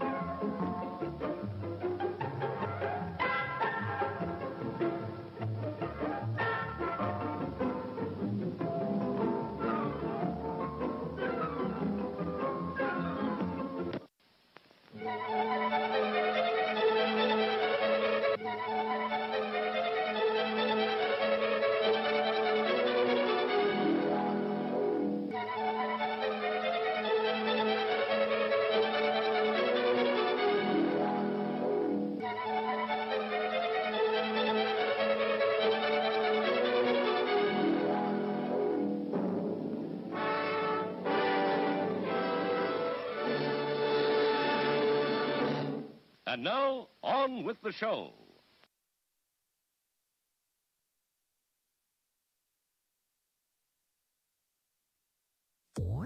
Pumps in a back, pumps in a back. We like the girls with the pumps in a back. Pumps in a back, pumps in a back. We like the girls with the pumps in a back. Pumps in a back, pumps in a back. We like the girls. Hopefully, when we go to the Super Bowl in Atlanta without the Philadelphia Eagles, Dallas Cowboys, Washington Redskins, or New York That's why I Giants. played this, man. Where are you going to hear pumps in a bump, man? Come on. We're going to be hearing it down in the ATL in the dirty South, yo. In the dirty South. And nobody gets dirtier in the dirty South than this reporter. No, not Jim Acosta. No, not Tony Jim Acosta. Bruno. You see I'm the big excited. story tonight, Robin? Tonight, no, I How have many not. big stories? There's a lot of big stories. No, this is breaking news. It's actually it's about an hour old now if you're listening to us live. Then I Michael probably Avenatti. Oh, that scumbag? The guy who's going to be the next creep. president of the United States of America. AKA the creepy porn lawyer? Yeah, that's what a couple people call him. I think it's Tucker Carlson, I think, gave him that title. You know what? I don't care who gave him the title. It is very apropos. And that's my word of the night, apropos. I've used it twice now. Fire. Exactly. That's Tucker right there. No, that's That was dumpster Tucker. fire. That was Tucker. Speaking of the show, so Michael Avenatti, who's been on CNN and all the other news networks about 10,000 times in the last year, tonight was arrested in California and has been charged with domestic violence. Now, apparently he and his ex-wife don't get along, but they have a child together, and she changed the locks. This is what I read earlier. She changed the locks because she was afraid of him going into the house without her permission. It's fair. Because they're estranged. Sure. And that happens to a lot of people. It does. So then, apparently tonight, he went to the home, according to the police reports, and they had a confrontation. Police showed up, and his ex-wife, or his estranged wife, because they're not divorced, had bruises on her face, according, again, this is the police report. And then, from the quote that I read, from reliable news sources, this isn't just some fake news thing, or people who hate the guy for whatever reason, that the quote from the police was, "She hit me first. She hit me first," to justify his ex-wife or his estranged wife having her face all messed up. Now, again, innocent until proven guilty, unless you're one of Michael Avenatti's clients trying to dethrone a Supreme Court justice nomination with false accusations. So what goes around comes around. Listen, I don't want to see anybody go to jail unjustly. That's why we have a system of justice. And hopefully this isn't a big deal for him, but if you're going to be a guy who's going to be part of the Me Too movement and rip other people who are doing the wrong thing, you can't go out and then do the wrong thing and expect to have slack cut your way. That's the way it works.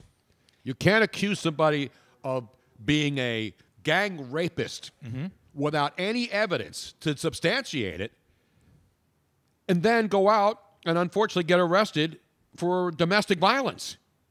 Yeah, that's not exactly a good look. Now I'm looking at pictures of her. Now I haven't seen any of the pictures. I just read the police report. As a woman, I want to say that it is not always the man who is abusive. Women are just as capable. I totally understand. So, but I thought we were supposed to believe all women. Yeah, I know, but no.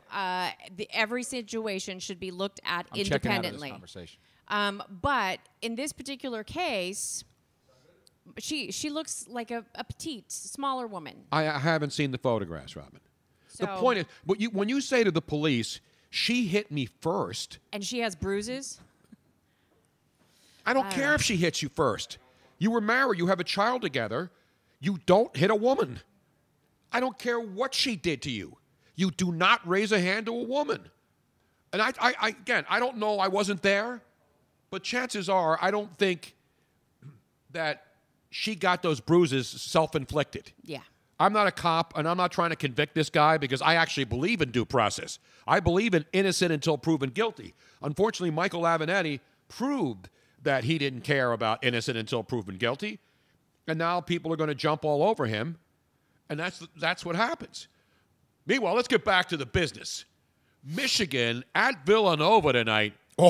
Is leading. It is a beatdown. It's biblical. Did they bring the Fab Five back in Michigan? Told you, man. Jay Wright, overrated. No, I'm kidding. Oh, yeah. Are they kidding. booing? I'm kidding. I know. Well, that's what a typical Philadelphia sports fan would do. No, that's what a joke. I know it's a joke, and I would say the same thing. Right. But when you're down 30 at home in your own building, no jam in the building tonight, man. On the main line, Cats lose. Now remember, it's look at that shot. I mean, seriously. They can't. They're watching a podcast. They're listening to a podcast. No, I'm talking about in general. That guy's got a bad haircut. Brazadakis.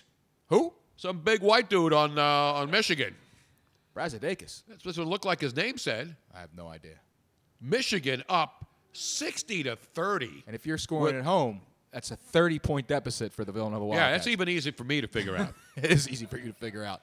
By the way, the second hour of the show is brought to you by Sky Energy. And the only reason that we are able to do a second hour of the show is because Tony had a Sky Energy. I'm dragging, man. I'll tell you right now.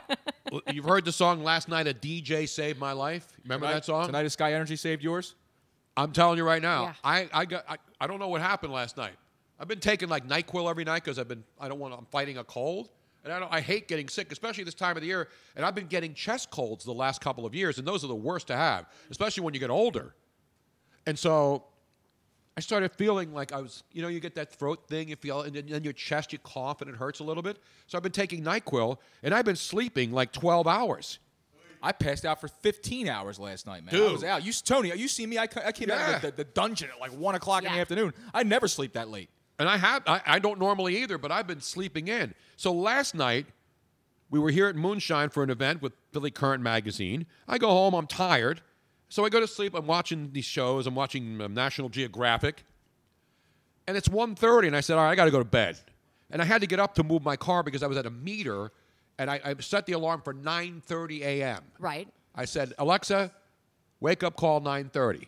All of a sudden, By the way, Tony says please when he talks Please. to Alexa. I think because it's I have so respect funny. for women.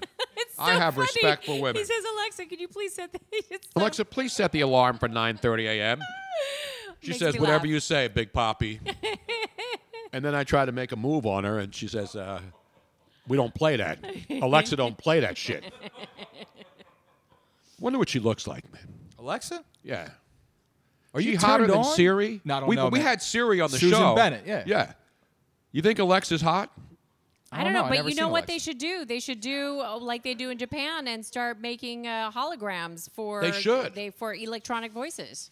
We love that because they do wacky stuff in Japan. Yes, they do. They sell used underwear in vending machines of women's Yes, underwear. Did you know that, Luigi? I did know that. Yes. Wouldn't that kind of suck, though, if it gets stuck and you're trying to shake a pair of panties out? You know what I mean? People have done worse things than that. They're Now, I can't even packaged. finish my They're not like my a- Brussels sprout. My No, broccoli. broccoli. You ate everything but the healthy because stuff. it was freezing cold. Because I Oh, didn't you eat have this it. thing where I can't eat cold food. I can't eat cold broccoli. First world problems over here, man. Do you eat cold broccoli? Yeah, I'll eat cold broccoli. I'm not if it's eating food. cold broccoli. You want to know what got cold? Because you didn't eat it. I know because it came in. I'm not blaming anybody but myself. I ordered it too late, and then the lovely Christy Lynn brought it right before the show started, and it's not her fault. It's really Robin's fault because she didn't think to order food Oh, see how it circles until back? 10 minutes Circles before the back show to me. started. But So anyway, where was I? you were talking about Sky and how Sky it saved Energy, the night. yes. So I get up at 5:30 because Robin got up to go to the bathroom, and then I get up when I hear her get up. And then the cat's on the bed, the great Riddle, he's like crashed out strong. They're usually in the cradle. And so I get up, go to the bathroom, and then I get back in bed, and then boom, that was it. 5:30 a.m., you know, you try to force yourself, you try to shut your brain off. And I didn't take NyQuil last night because I had a couple of drinks. I figured I'm going to pass out, be tired. Not drunk, but just be tired enough to go to bed. So 1:30, go to bed, 5:30, I'm up, boom, that was it. So I didn't even have to worry about moving my car from the parking meter at 9:30. You before went out 10. and you did a full day I was out before. of the house at 6 a.m. just as Home Depot was opening for all the contractors and all the people going in there at 6 o'clock in the morning. You ever been in a Home Depot at 6 a.m., Luigi? No. Have you been at Acme at 6:30? I've been at ShopRite. At 6:30 in the morning? I've been there about as close to opening as possible. Yeah. I went to Acme at like 6:45 after I went to Home Depot, and the bakery department hadn't even put anything out yet. That's bad, bro. That's you're early But when could there's you like smell- no new muffins or Could you smell the bread baking? yeah, when they it- had oh, that yeah. in the oven. But they had it out Hot and fresh out the kitchen. You didn't bring any home? I brought home muffins, but they didn't have any of the Muffins? Yeah. Come on, man. You got to bring home a nice fresh loaf. I brought home some nice rolls, fresh rolls from what do you Let's call get it? back to Sky Over so in we Jersey. can finish this. So anyway, I come home and I'm like, I got to start getting ready for the show. So it's like 8 o'clock. I get back home. I go fill up my gas tank because a storm's coming. So I want to make sure I didn't have a quarter tank of gas when we get stranded in our homes for the next week. So, because Robin never checks the gas tank. Tony, what did you do at 8:35? I came home do we need and to I sat know down and started everything working. you did? And then I'm thinking, What there's time no was the way first I'm gonna bowel make movement of the day, man? And then I had a bowel movement right after that. I was going to go in Home Depot to have a bowel movement, but the bathroom was dirty. Stop. So then I came home and started working on the show. Right. And then I said, there's no way I'm going to make it. I'm going to have to take a nap today. But I just wanted to make sure I was prepared. Right. So. And this is all you came up with? So you didn't take a nap. Long story short, right before No, you... the story has to be. It's Oh, my It's a God. process. Trust the process. How come you don't play that sound I gotta clip? get out of here. I think I'm gonna lose it. No, that nobody cares. Why do you not play that for Oh, him? I was going to get into. Well, I'm waiting. I You thought play it for me. every other word he's got me hanging, thinking he's gonna get to the goddamn point, and he never does. This is storytelling. Oh. Is that what you This is storytelling. So anyway, it's like 6 o'clock. It's 5 o'clock. We're getting ready to leave to come here to Moonshine. And I said, Rob. Jesus. Luckily, I had a can of Sky Yes. Energy in And the car. It was being nice and cool because it's cold out. Yeah, so it's sitting in my car, so it's perfect temperature. I didn't need the ice. I have Robin pop it open. I pop it while it was hot. And it's the sugar-free one, too. No. There's the orange is the regular tell and the the difference. pink is the sugar-free. It didn't matter. I just grabbed the Sky, and then as soon as I got in here, boom! I feel great. Someone in that control room is out of control. Thank you, Larry. I was completely shot, Danny and Dow. now I'm not like jittery. You know why? B vitamins instead of all that heavy duty taurine. This should have been the show. And caffeine. And it tastes good. This should have just been. It's And so it funny. tastes Corey McManus good. says, "Very nice storytelling, Tony." Danny Dow, boy, that was an exciting story. Thank you. That's what it's all about. Sleep over here. Being Jesus able Christ. being able to visualize me going into the Home Depot bathroom at 6:15 a.m. Oh, when I really Lord had have to mercy. go to have my real healthy morning bowel movement. Why don't we go to a place where the water actually spins in the other direction in the toilets? And why don't we go to Justin from Australia? Oh, let's go down under. Oh, we haven't heard from Justin. we haven't heard from Exactly. Justin. Yeah, that's why I'm putting him on the line right now. Justin. good day. Hey, it's summertime down there almost now, right? Yeah. It's late spring. It's nice and warm. It's probably mid to high 70s in Fahrenheit, which is good. There's no Eagles fans on suicide watch down here. There's a few basketball fans confused that Andrew Bogart's at the Golden State Warriors, but we'll live through it. We love those Aussies. How about home Ben renovations Simmons down going? there? That people follow Ben Simmons of the 76ers, even though he can't shoot the basketball? Yeah.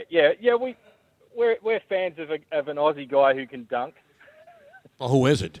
But there's a lot of Aussie guys. Yeah. Not only in the NBA, but you got all these kickers in the NFL who are killing it, man. Yeah. The Eagles kicker They is do one of the a Aussie fairly rules big guys, right?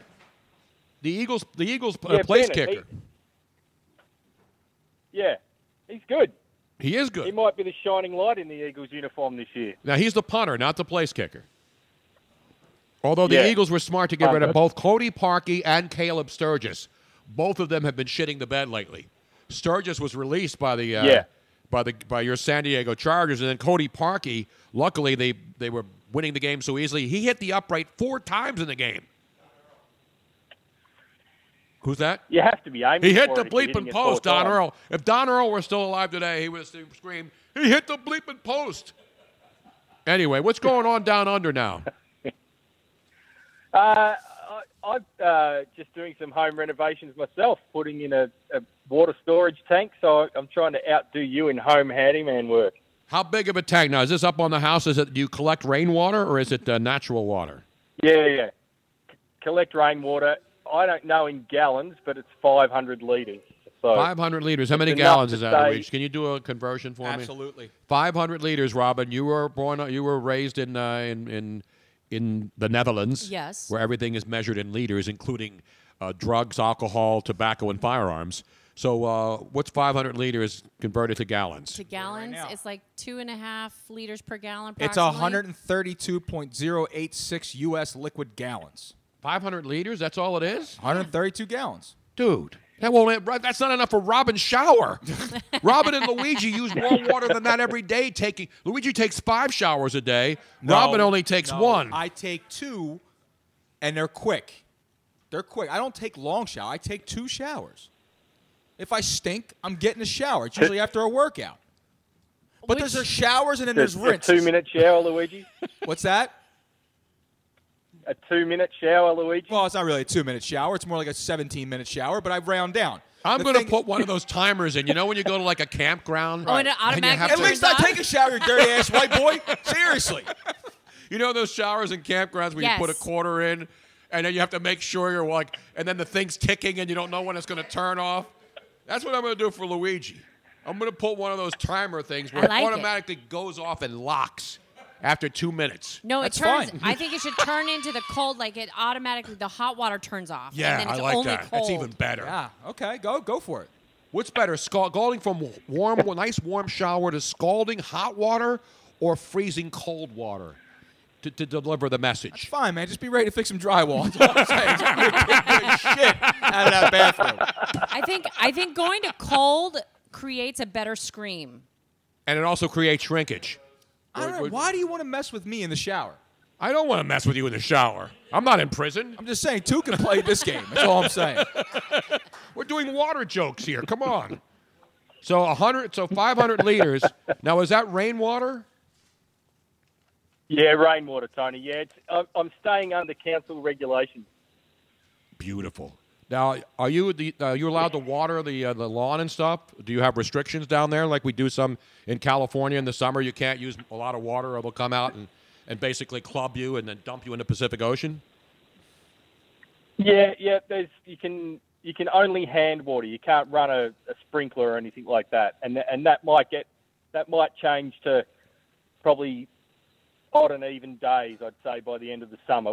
We've had no rain this winter where I am, and there's severe droughts further north where a lot of the farming is, where they farm wheat and sheep and cattle and all that sort of stuff. So, yeah, we're in a pretty bad drought cycle. About 2 weeks ago, they had a huge fundraiser, a rock concert, and then there's a few companies saying buy a bale. So you buy a bale of hay and that gets sent to a farmer. Oh, awesome. I don't think it really happens, but it's good publicity. No, that is good. Every time Robin and I are driving through the country, and you know when they start tilling up all the soil and stuff, and they bale it, I'll always go, "Hey!"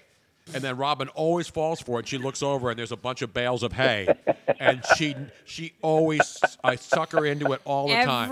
You know why? Because she's on her phone.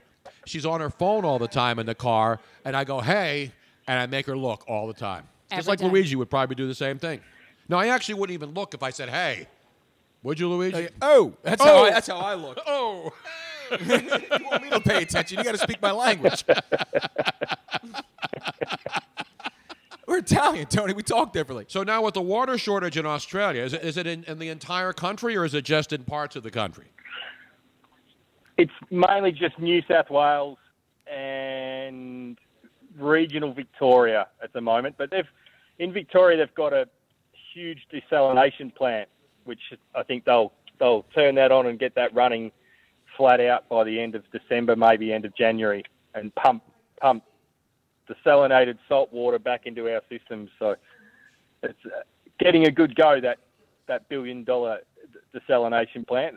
Yeah. They built it about 10 years ago, and then we had lots of rain, and now it's going to get a chance to see how good it is. So, speaking of a lot of water, you know, they built that system in Venice, Italy, right off the breakwater to put up these walls whenever there was the tides would change. Remember, Robin, we were watching the making of that. Yeah. I forget what they call those things. The Moses system. And there were these walls that would raise up and protect Venice, not Venice, California, Venice, Italy, from the water coming in whenever there were big rains or the tides would be But drastic. it wasn't completed yet, and I don't know if No, it's they completed completed most of it, Well, but they this still year- have had major flooding problems in This Venice. year was the worst it's ever been. I know, it's crazy. But they don't have flooding problems in Australia. we haven't had floods for a few years, no. Not enough rain. What about locusts? There's enough down in Australia to kill you, all right? There's the only thing I Exactly. do is worry about flooding. Now, what's the one animal down there that's the scariest? It's not The people koala talk- bear? Not koalas. It's a joke. No, but koalas are pretty nasty, aren't they? It can be. They get grumpy, but yeah, they won't bite you. They might growl at you, but yeah, koalas and possums aren't too bad. Kangaroos the males can get pretty vicious. Yeah, And I've then, seen fights. I've there's seen plenty kangaroos of- like tune up humans. I've seen kangaroos and humans. Oh, like yeah. a human will taunt him and the kangaroo will beat his ass. Yeah. You always take the kangaroo in a one-on-one fight. They're in the octagon. I'm taking the kangaroo any day of the week. Well, you got the box jellyfish. No, there's an animal that's like really. It's not extinct, but it's very rarely seen. Oh, you're talking The about blue-ringed octopus, Tony? No, it's not a sea creature. It's a land creature. You're talking Eastern about brown the snake? Tasmanian devil that is extinct. No, But they- there's but one. No, it's not. It looks like the Tasmanian devil, but it's not. I don't know. I'm looking at the 10 most dangerous animals in Australia, and none of them. I have a bull shark. I have an eastern brown snake. I have a saltwater estuary This is not a crocodile. water creature. This is a Saltwater land. croc? Is it a mammal? Yeah, saltwater. It's a croc. mammal. Yes. I think you're thinking of the Tasmanian devil. That You may they be think- right because they haven't. Supposedly, they're still there because people said there weren't any more Tasmanian devils, and they started citing them. But they're not actually the original Tasmanian devils. Yeah, there's still plenty of Tasmanian devils in Tasmania, and they've they used to get a skin cancer on their ears and around their mouths, but they've and a buddy of mine who's a biologist, he was part of the team that managed to heal that. So the Tasmanian devils are in abundance, but they're only small. They're only as big as a poodle. Like they might bite you, but they're more likely to run. And the Tasmanian tiger is Tasmanian but tiger. like That's what it was. That's what it was. Because I saw one of those. My buddy, our buddy down who went down there to look for the Tasmanian tiger. Josh Gates. Yes. From that's one scary looking freaking cat, man. Yeah, those supposedly were extinct, and now they found a couple of them. The last one, I think, was like in 1933 or something. The Tasmanian tiger, that's what it was. And they are scary, and they are mean. Yeah. There's still a few left? Or? No. The Tasmanian tiger, supposedly extinct, although there is rumored to maybe be one or two left. People say that they've sighted Don't call them. it a comeback yet, And they have DNA, and they're hoping to reintroduce the DNA into some other animal so that they can actually get a Tasmanian tiger. Well, because it was humans that eradicated them. But why bring it back? It's a problem. No, Not a problem. It's not a problem. It's a wild animal. When is a wild animal Why a problem? bring back why not bring back something nice and cute and fluffy? Bring back your dog or something. Bring back something else. Like, why you got to bring this crazy creature-looking thing? Because it's cool. It's not. Yeah, it's cool because you don't live anywhere near to it. It's indigenous to freaking Australia. Bring it over here. You think I want to see this thing walk around Pennypack? That You is high? something. So Justin. I'd rather have a Tasmanian devil in my neighborhood than the scumbags who walk around in the middle of the night breaking into cars. So Justin. What's the difference? What are you talking about? They're the past young devils. What are you talking about? There is something to be said, though. Like, Australia, out of all the continents, has the most concentrated danger level of animals of anywhere else in the world. Is that not correct? Yeah, but it's a very, very big country, so it's genuinely hard to get attacked by an animal. It's just like the story we're watching. It's on Netflix. It's a story. It was a show on Netflix, a documentary about the in Scotland, in the Highlands of Scotland. Yeah, the Scottish wildcats. Hey, does anyone have a charger? I have no idea. That was great, though. The Scottish, it's a cat. It looks like a house cat, but a bigger form of the house cat. And they've been around for 10,000 years in Ireland, in Scotland, actually, not in Ireland, in the northern part of Scotland. And there's very few left. And that's because we destroyed them. Not we, the people down there in Ireland. But Australia has, like, the most dangerous spider species. It has the most dangerous snake species. It has the most dangerous, like, pretty much everything. They have sharks that go on land. Like, seriously. They have land sharks? We're not talking lawyers. Crazy. And we're not even talking about the dangerous people that live there. No. Like Justin down there. No, Justin's a good guy. It is kind of crazy. Yeah, poison it, yeah. Everything's poison. Now, it's already, you're already into Thursday. Who's going to win the Thursday night game this week in the NFL since it's already tomorrow there? Seattle or Green Bay? Seattle at home, and they're a 2.5-point favorite over your Green Bay Packers. Who do you like, Justin? I think Seattle might come good there. They might be good at home. You know, they're 7-1 on Thursday Night Football. Did you know that? The Seattle Seahawks are 7-1 on Thursday Night Football. And the Green Bay Packers are just decimated with injuries. And Seattle's playing pretty well right now. I like Seattle in the game. Yeah, that's why they went from, they started as now they stay 2.5. That line hasn't moved. So Seattle's a steady 2.5-point favorite Thursday Night Football against the Green Bay Packers. Now, is the Aussie rule season over? Yeah, the Aussie rule season's over. It's in the off season, and the cricket season's in full swing. So and the Australian team's decimated by the collapse of egos. And with the Aussie team's won one match against South Africa in the last 4. We're in bad form. What do you think they are? The NBA over there? Don't forget, one match takes about 7 months to play, Tony. Exactly. By the time the game's over, the season's over. That's the problem if you lose. They actually have the best schedule. They really do. You buy one ticket, you go to the game, you're there for 3-4 months. Yep. And then when it's over, the whole thing's over. It's like the Union. The season never ends. You ever wonder why, like the MLS? It never ends. It's like, do they play 365 days a year? I think they do. Justin, do you ever come to the United States? Are you ever going to be around here? Yeah, I'm going to try and make it next year. Try and visit at the beginning of the football season, I think. Beautiful. So September next year. Well, you know you're gonna hang with us, man, when you come to Philly. I'll come to Moonshine, go to a game, hang in South Philly. I'll put some shrimp on the Barbie. I'll get some big shrimp, big ass shrimp. Yep. I got a Barbie, and then we'll do some Vegemite. We'll get some. We're Vegemite. not getting no goddamn Vegemite. Vegemite, no, that's not happening. Is Vegemite still big down there? Yeah, they have Absolutely. it for breakfast. Luigi, what's wrong with you? Vegemite on rye toast? Come on. No. What's wrong with me? What's wrong with you? Are you kidding me? Vegemite Wait a on minute. We eat spam in this country, all right? You're going to rip Vegemite? I'll introduce him to olive loaf. How about that? All right, that's our. No, not Scrapple. Scrapple. Scrapple's garbage. No, it isn't. Scrapple's It's literal garbage because it's what no one else wants. That you put it all in a freaking big mold and you fry it up and you cook it. It's no. That's kind of Vegemite too. I mean, that's the Yeah, it's crunchy on the outside and creamy on the inside. That's like my just like the women, just like Just my like my women. ex, Yeah. you No, when Justin comes in, we'll take him out. We'll take him and get roast pork. We'll do the whole Philly experience. As you man. like to say, the whole mishpuka. The whole mishpuka. We'll Right. take him over and get him. We'll get him some locks. We'll go to we'll have. Well, the locks Eric, come up later on, right?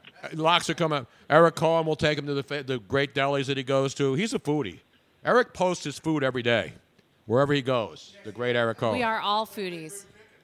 Well, Justin, thank you so much for checking in from down under. Yeah, it's good to hear from you. And what time is it over there tonight? It's a pleasure. It's tomorrow, man. It's tomorrow. What time of the day is it tomorrow on Tuesday, Wednesday, Thursday?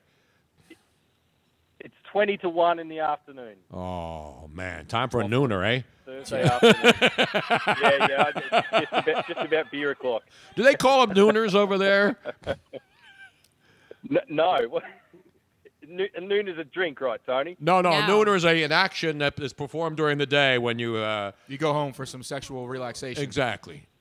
It's like an afternoon delight. Okay, so it's like an aperitif. Yeah.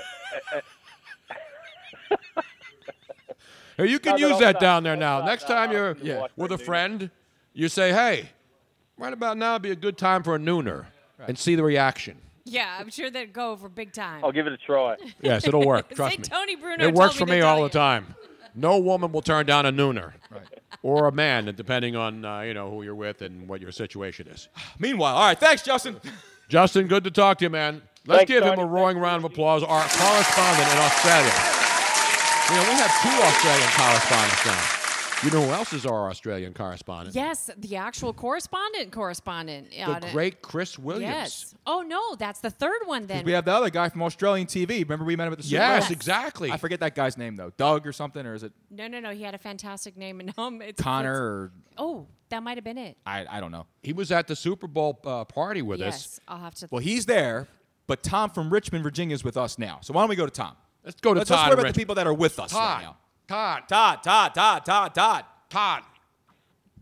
what's going on down there in the UVA or the RVA or whatever they call Richmond right now in the RIC?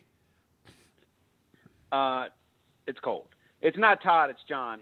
Oh, well, I have Tom written here on my freaking. Is Jack drinking again tonight? You have one job. You answer the phone. There's a Twitter feed called "You Only Had One Job." Yeah, that's it. Have you seen that site? It's great. It's great. You only had one job. That's okay, but the follow that. Follow "You Only Had One Job." Phenomenal site. What? I think he thought I was from Indiana, Richmond, Indiana, and California. We went through a couple different Richmonds, but we finally settled in on Virginia. No, there's a lot of but his name is John, and his name's not Richmond. Where'd you go to high school? Jack is very thorough when he's call screening. My sister's last name is Richmond. My nephew's last name is Richmond, but he's not from Richmond or Port Richmond or Richmond Street. There's a Richmond in every state, every city, and every state. Richmond. Go ahead, John. I'm sorry, man. It's a massive failure for a start to the call, but that's okay. I mean, it could be. Tony, I think you're talking about the dingo that ate your baby. The Is dingo. that the wildest animal? Is that still down there, the dingo? Oh, absolutely. There's lots of dingoes. There's 3 of us on this podcast That's right now. what I'm saying. Are they more dangerous than the dingo. man dingoes who roam around the city looking for Instagram models? Or should I say Instagram models who are out looking for man dingoes? That's a whole different hub. Pornhub. Yes.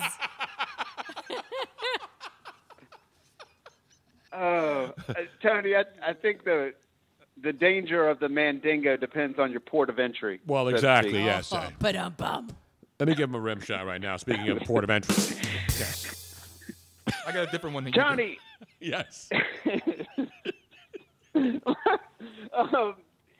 Is Le'Veon Bell? So what you're telling me is he's sitting out the entire season, and the Eagles are one of the teams that would take him.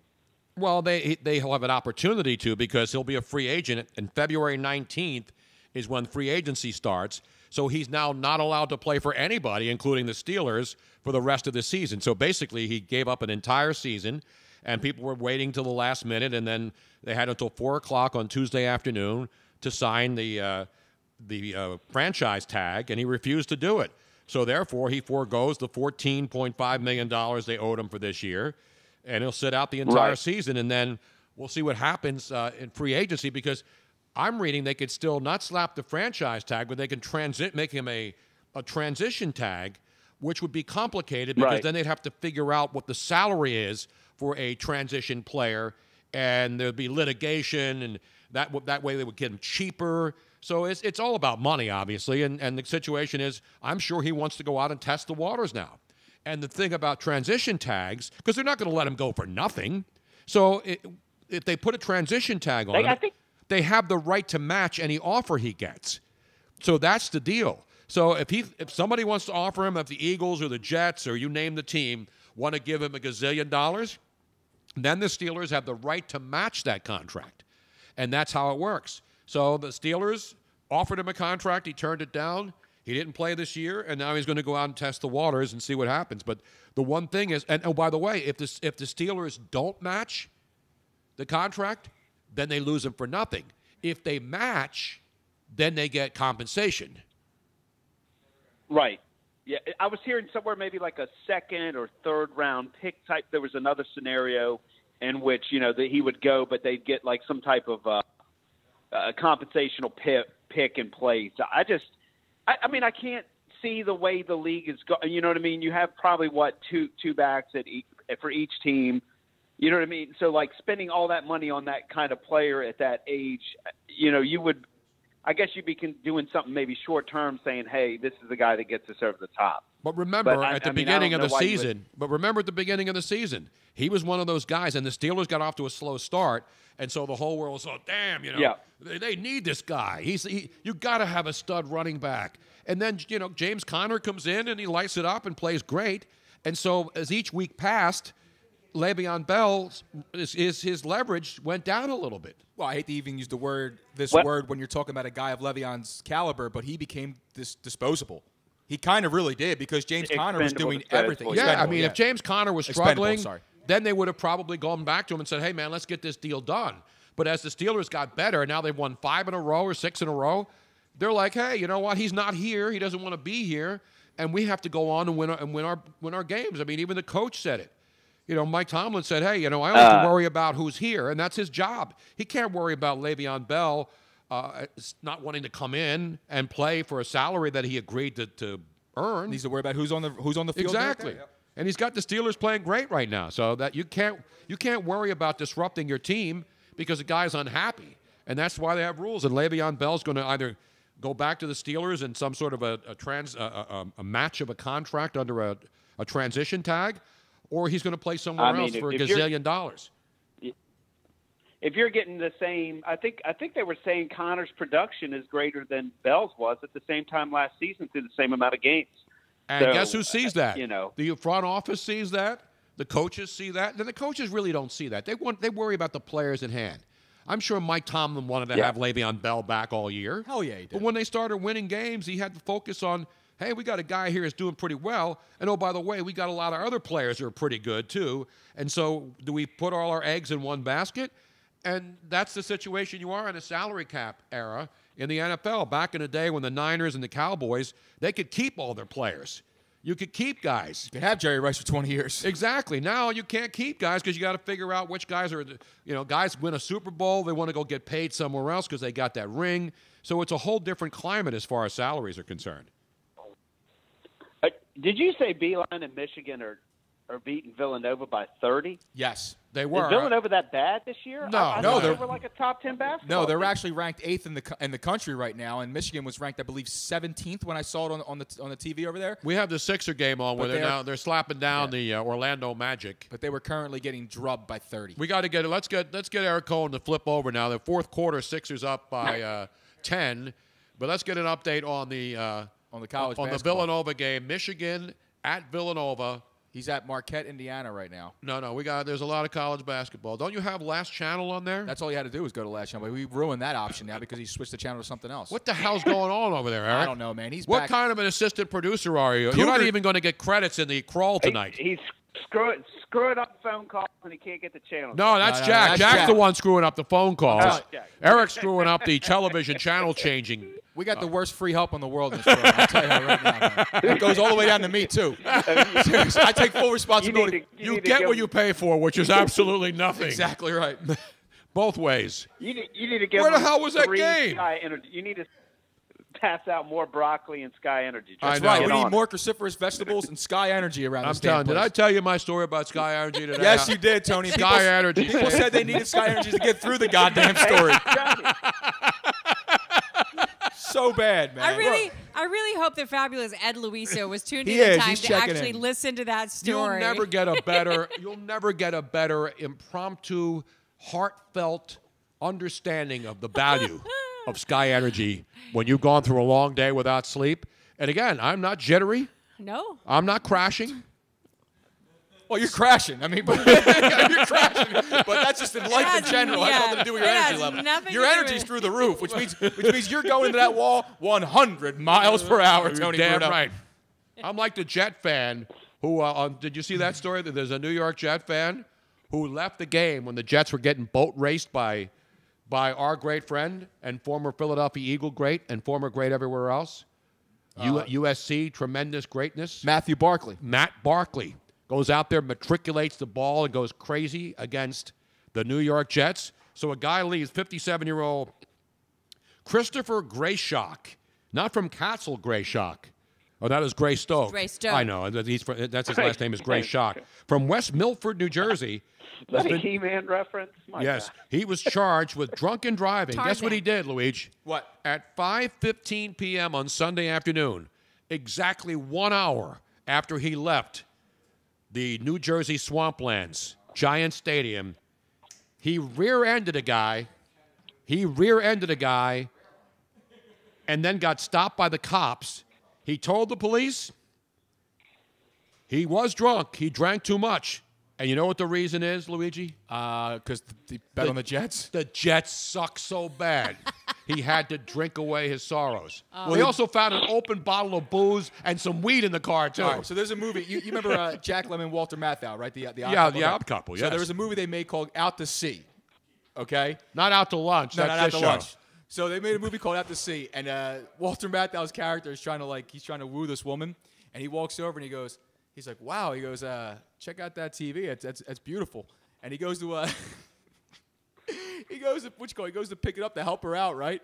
And he's like, oh, my back. And she's like, what's the matter? He goes, oh, football injury. He goes, you play? College or professional? He goes, no, it was professional. Jets blew a 37-point lead against the Dolphins. Threw my TV out the window. It's fucking dying. But it is a final now. It is a it final. I have it. And at the Villanova- building formerly known as the DuPont Pavilion. That's right. Villanova made a comeback. Don't call it a comeback. What It was is the final? Did they win, though? No. They lost 73-46. How many points That's is a that? 27-point drubbing. What was the number in that game? 27, yeah. They busted it. But by the way, Villanova was 8th in the country at that time, and Michigan was 18th. We can pretty much kick Villanova out of the top 15 Because it's after so that. important after the first game of the first couple of games of the season. Yeah. Whether you lose a game to a really good Michigan. Michigan's not bad. It's not like they lost to Towson State or that team in Richmond where there's those two Division III schools that broke it. Wasn't that down in Virginia? Did you see the video of that? No. The one The one you showed me earlier with the kid? The one where the kid, it's a Division III game. It was D3. I thought it was high school, but it was actually D3 No, that college. was D3 college. Somebody or something like Yeah, the dude, Yes. the guy, I don't know the dude on the baseline makes a three, And the other dude from the opposing team comes over and actually gets a forearm smack to his head. Oh, yeah, total. Knocks him down. Total sucker That punch. right hand was cleaner than the look the kid had from the corner to hit the 3 to win the game. And then the ref underneath the bench is looking at the basket, and the other ref on the sideline puts his hand up and calls it a foul. Duh. That's good. Rudy Tomjanovich didn't get hit this hard. Or Kermit Alexander. Remember Rudy Tomjanovich and Kermit Alexander? How about Ray Wright? Yeah, Ray Ron Wright. Artest was grimacing at that shot from the Malice at the Palace. He literally almost clotheslined the kid's head off. Oh, It was yeah. horrible. It was disgusting. But now he's been suspended from the team and And also from school. thrown off the campus. Yeah, he's been thrown off campus. He'll be as back some- next week, though, once things calm down. Right. You suffered enough. Now get back in there. And he will be an Uber driver surprised in if he Virginia gets next all week. charges. Hey, Tom, we need to let you go because we have tons and tons of phone calls right now. So there you I'm have it. John, but you can call me Tom. And Oh, I'll be that's back. John. Damn it, Sorry. John, Good night. goddammit. Why didn't you change it?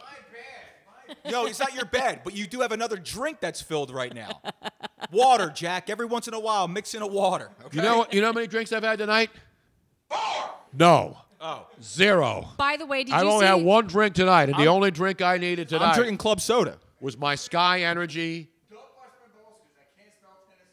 Did you true. see the new? I think it's a Crown Royal commercial, which I thought was really good. It's a referee that says that's in a bar, and he said he blows a whistle and he tells everybody to stop, and he says, "Pause for hydration. Pause for," and everybody drinks water. Have you seen that new commercial? No, yet? is Crown actually- Royal Steve in it? Oh, I've seen that. I haven't I've seen seen It's actually I love the idea that they it really encourage people. It's like remind people to drink water when you're drinking alcohol. Please drink more water. What about Crown Royal and water? Can you do that? That's Yeah. not is that a good drink? Sure, why not? Mix It's it. like I Do used you- to drink Perrier and water back No. in the day when it was cool. I think that I want a when club you soda kick. mix it with the alcohol, it kind of negates the hydration sensation purposes. No, Now, it doesn't. before People we have get into all scotch this- and soda, scotch and water. I know. Tequila just, and club. I I think do- I do that.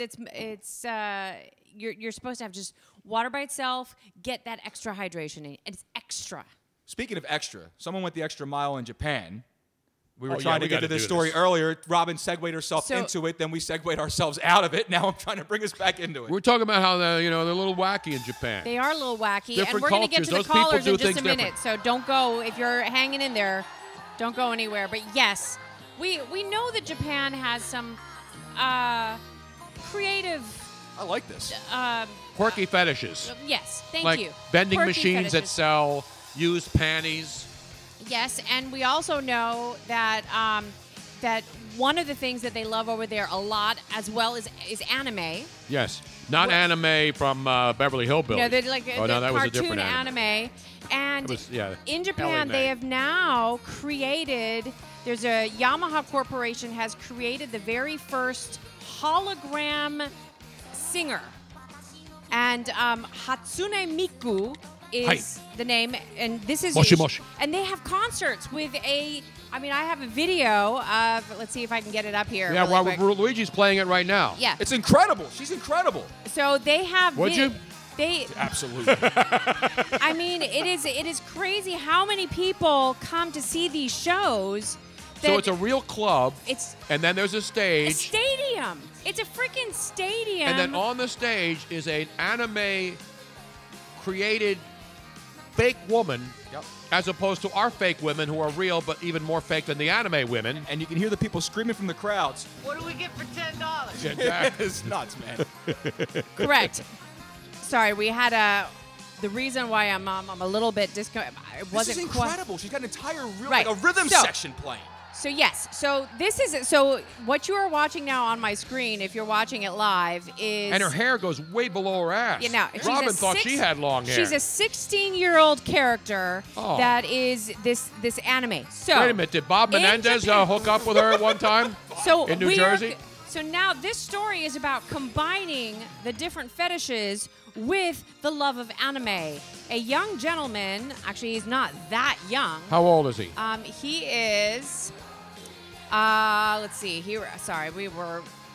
I'm a man. 36. A 35-year-old. So like a Luigi type. Akihiko. Who's 36 years old. Akihiko Kondo Didn't he used to play for the married. Giants? Yes. married the hologram. Wait a minute. So a Whoa. 35-year-old guy marries a 16-year-old anime singer. All right, Yes. Hold on one second. I have a lot of questions, but I have one question I have to ask about this.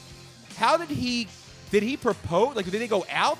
So you can purchase these little miniature holograms that you can take home with you, and they interact. So for $2,600 or $2,800, he has a desktop hologram device. No, he's got to that get a Bugatti. That's what he's got. He has. Why didn't he just buy a fleshlight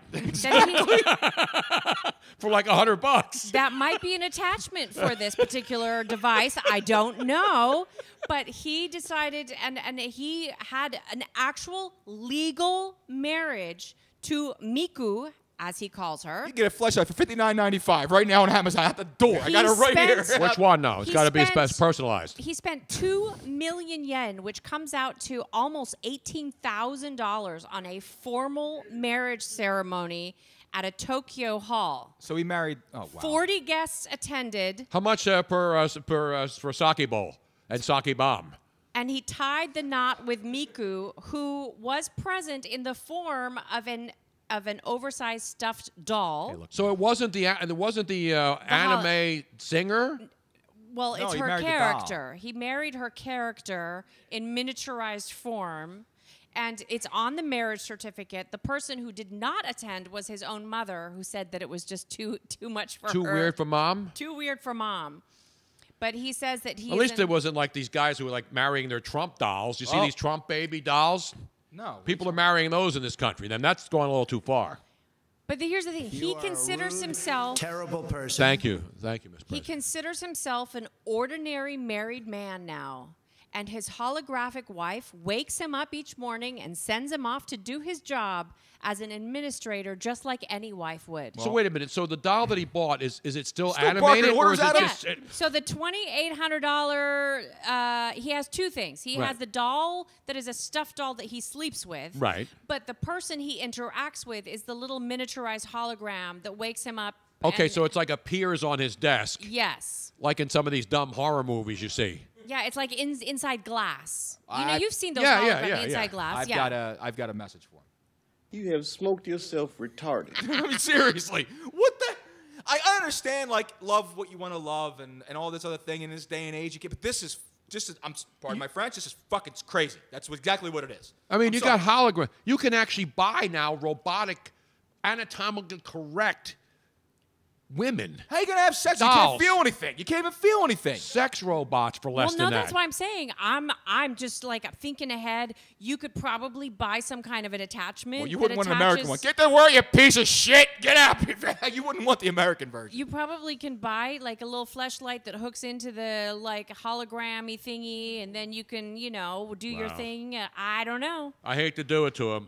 No, he's doing it to himself already, Tony. He's done enough to himself. Listen, man, God bless him. Maybe do whatever you want to do to make you happy, but that's just freaking weird, man. I don't understand it. Wait a minute. The Sixers were just up 10, and now all of a sudden they're down 3 to the Orlando Magic. Tragic. Just like that, Tony. It's magic. Don't they stink, the Orlando Magic? By the way, we need to make a Vucevic, correction. baby. Vucevic.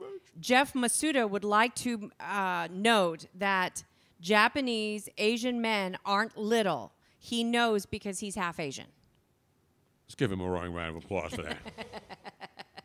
I haven't been on RedTube enough lately to check out the international flavor. And Michael Stevens said, so basically he married Jem. Remember Jem? Yes, Jem and the holograms. Remember Jem and the holograms? No, man. That was a bad movie. That wasn't that long ago. I know. So I need yes, a- that's basically what he did. He married Jem. I need a shot, man. Let's go to Lloyd from Tennessee, see if he can get me a shot of whiskey or something, man. He's Let's probably go down to Tennessee, I need something where to the get me out of college football stinks, but the bourbon is good. this. Damn straight. What's going on down there, man?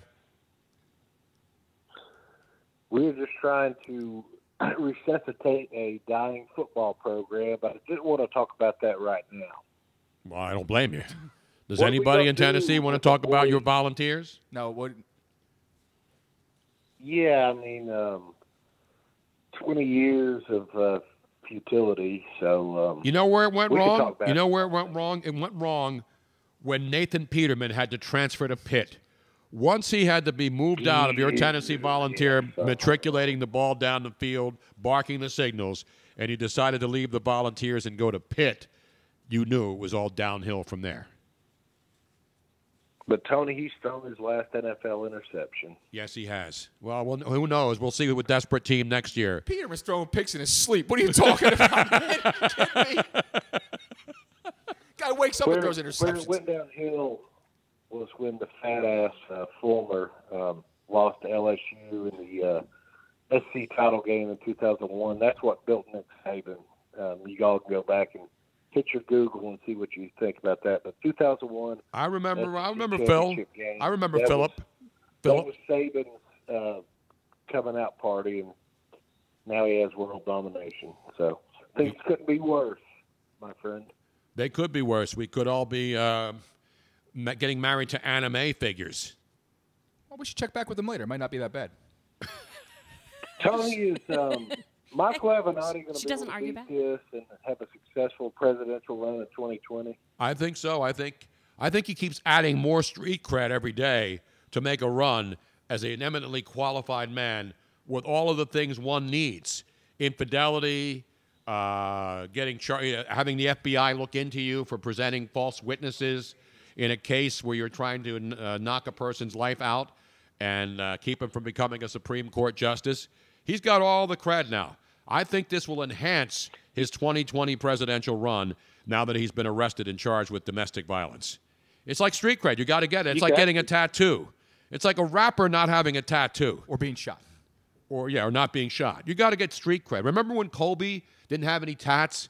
And I lived in L.A. through the whole Kobe era. People say, oh, Kobe, he's not gangster Then he enough. tatted that ass in Denver at that ski lodge. Boom. Well, that goes with it. That's part of the process, so to speak. And I'm not defending anybody who's accused of rape or sexual assault. But the point is, people in L.A. were like, look at Kobe, man. He's like too clean cut. He was in Italy. He grew up in Italy. He's not really an American dude who understands the street life, and is down with the brothers. He's like an elitist. Right. And then he got a tattoo. And everything changed. Finally. And then he did a rap song, an Italian rap song. Remember that? No. Kobe Bryant dropped an Italian rap song. And that's when he Not finally... just a regular rap song. No, he did it in Italian. Dude. You think that's easy? Remember that? Which one? You remember that? Which one? He started blood spinning to get his ankles better. Yes. Well, a lot of people do that, though.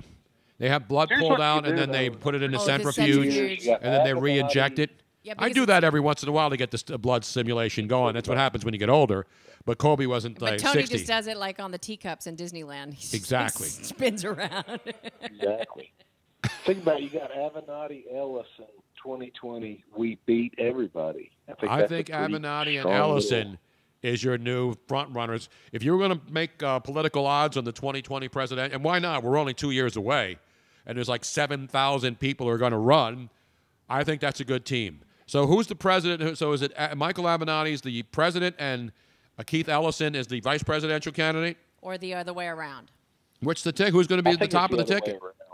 You don't want to stick a woman in there? Depend on, you know how they measured Ivan Dragow's PSI on his punches? I think we need to do that on like one of those punching bags at a bar where you put a quarter in and see how many PSIs you hit it. We're going to see the son of Ivan Drago in the new Creed movie coming up. We have breaking news from I have odds for the 2020 election. We have breaking news from Las Vegas where we keep an eye on that and $1 in our pocket ready to throw it down and waste it. Well, here's some. You ready? So Mark Cuban is plus 5,000.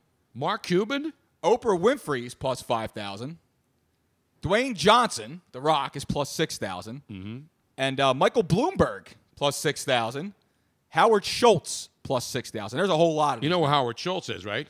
The Starbucks guy. Mm-hmm. Of course, everybody will get free lattes, though, if he's president. And with extra foam. Yeah, Kanye's going off at 50,000 to 1.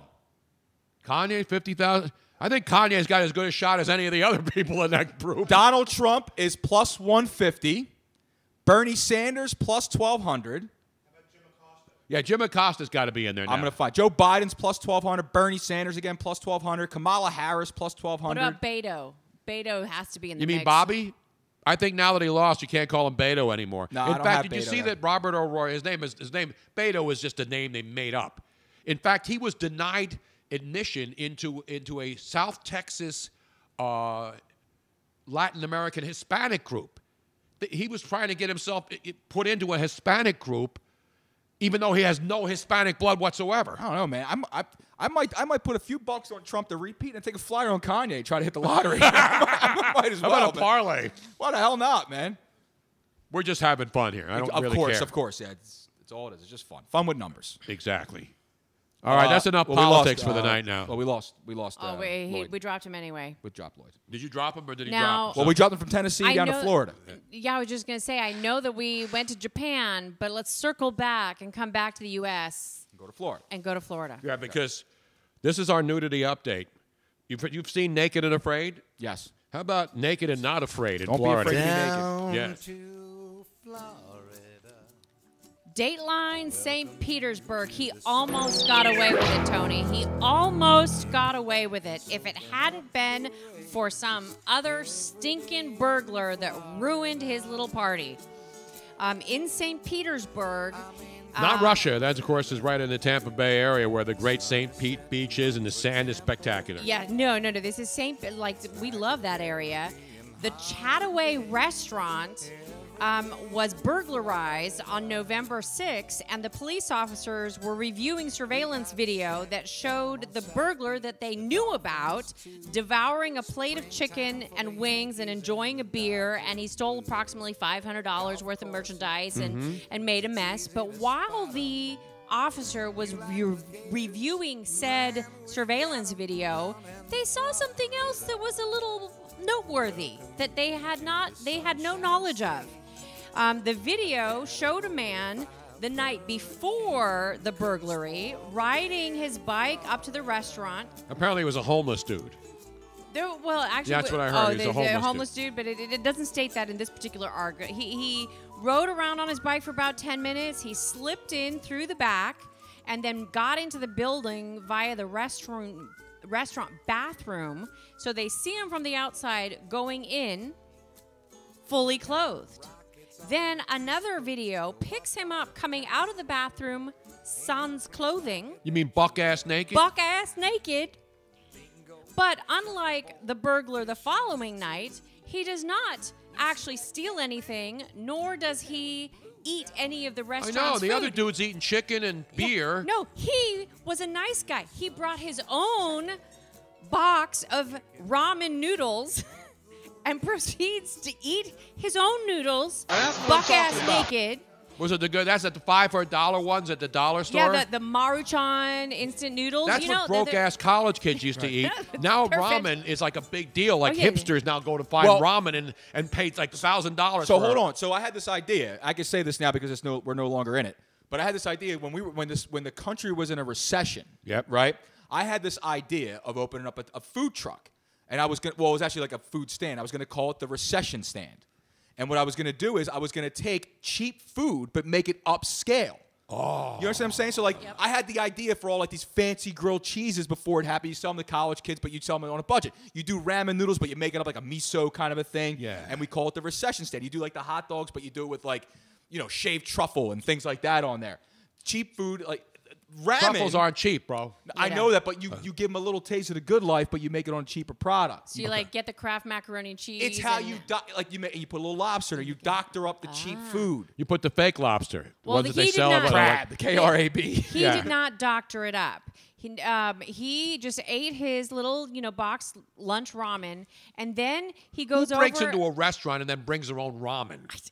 This guy apparently. Then he goes and plays the bongo drums, also naked. I don't know what he. Well, who played. hasn't? I mean, let's be honest. Naked bongo. If you're on a Florida beach and you're wasted, what else are you going to do? He did spray paint a few chairs. Cocaine is a hell of a drug. He spray painted the bongos, and he spray painted, of all things, a pickle jar. What? Spray painted a pickle jar.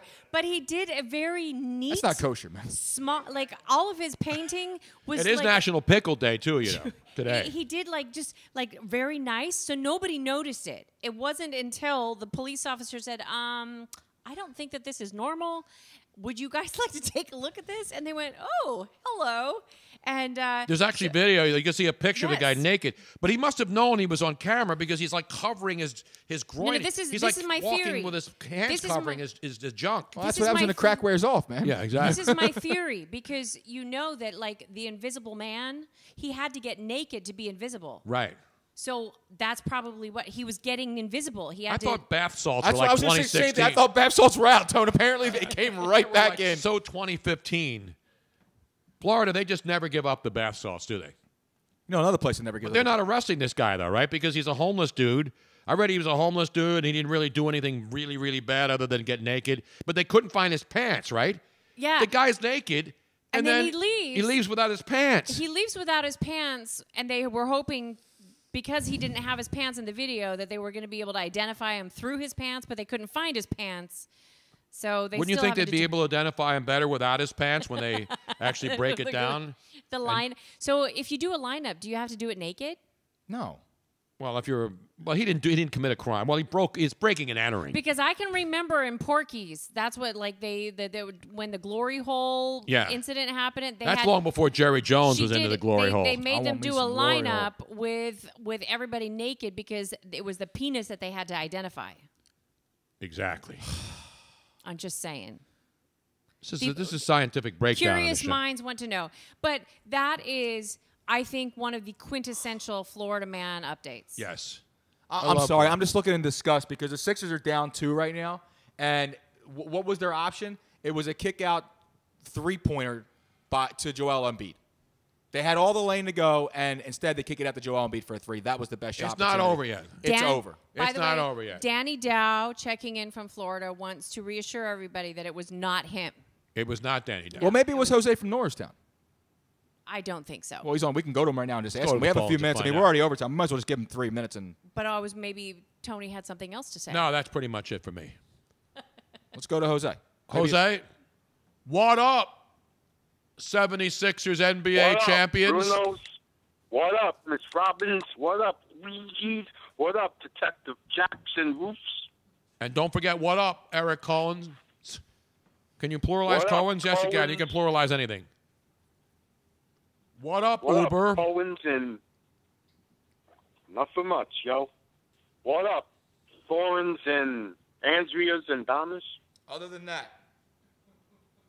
Other than that, meanwhile, we got update in Orlando. We're now within 1. With No, Benny it's on the line. 106, 105 with 52 seconds left. And Ben Simmons at the line ties it up. It doesn't get it. What was the number? This is down in Orlando, of course. So the Sixers laid a beat down the other night in Miami. They laid a biblical beat down on the Heat. And now they're in a good one with your Orlando Magic. Don't the Magic suck? Do they get to take Vucevic back with them? Sixers were laying 5.5 on the In road. Orlando, Sixers ball with 37 seconds. They're not covering the number. No, they're not covering the number. Anyway, we'll keep an eye on Other that. than that, By the way, did they give away free Amway products when you leave an Orlando Magic game now? Herbalife, what do they give? I don't know. Robin, have you ever bought Probably Amway throwback. products? I What do don't they think sell? I don't think I have ever bought an Amway hold on. product. What? I know people who sold Amway. What do they sell though? Is it like medicine or No, pills? it's like also like toilet paper and Oh, and okay. cleaning. So they're like household WB Mason, without the mustache and the annoying commercials. Other than that, Jose, what about your Villanova Wildcats getting spanked? Health, beauty, and home care products. Health, beauty, and home care products. Worth $8.6 billion. Dude. You mean the Michigan Wolverines spanking the Villanova Wildcats? What did I say? Can we give Amway's- Jay Wright isn't it a one of Mormon those? thing? Wait a minute, Luigi. We got to give Jay Wright. And you know I love me some Jay Wright, even though I'm a Temple guy. Jay? Orlando just shot a 3-ball with 8 seconds left. Was that Stephen Ross? No. Yep. Who is That's it? Stephen Ross. Who's Ross? That's Ross. oh, Tyler Ross. No, it's shit. Why is this escaping me? There's Mr. NBA, Luigi Curto. You didn't have him on your fantasy team? Hell I had him playing as my small forward, yo.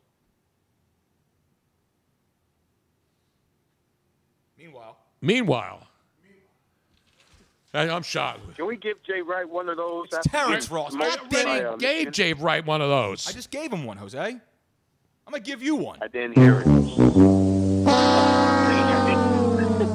I get one?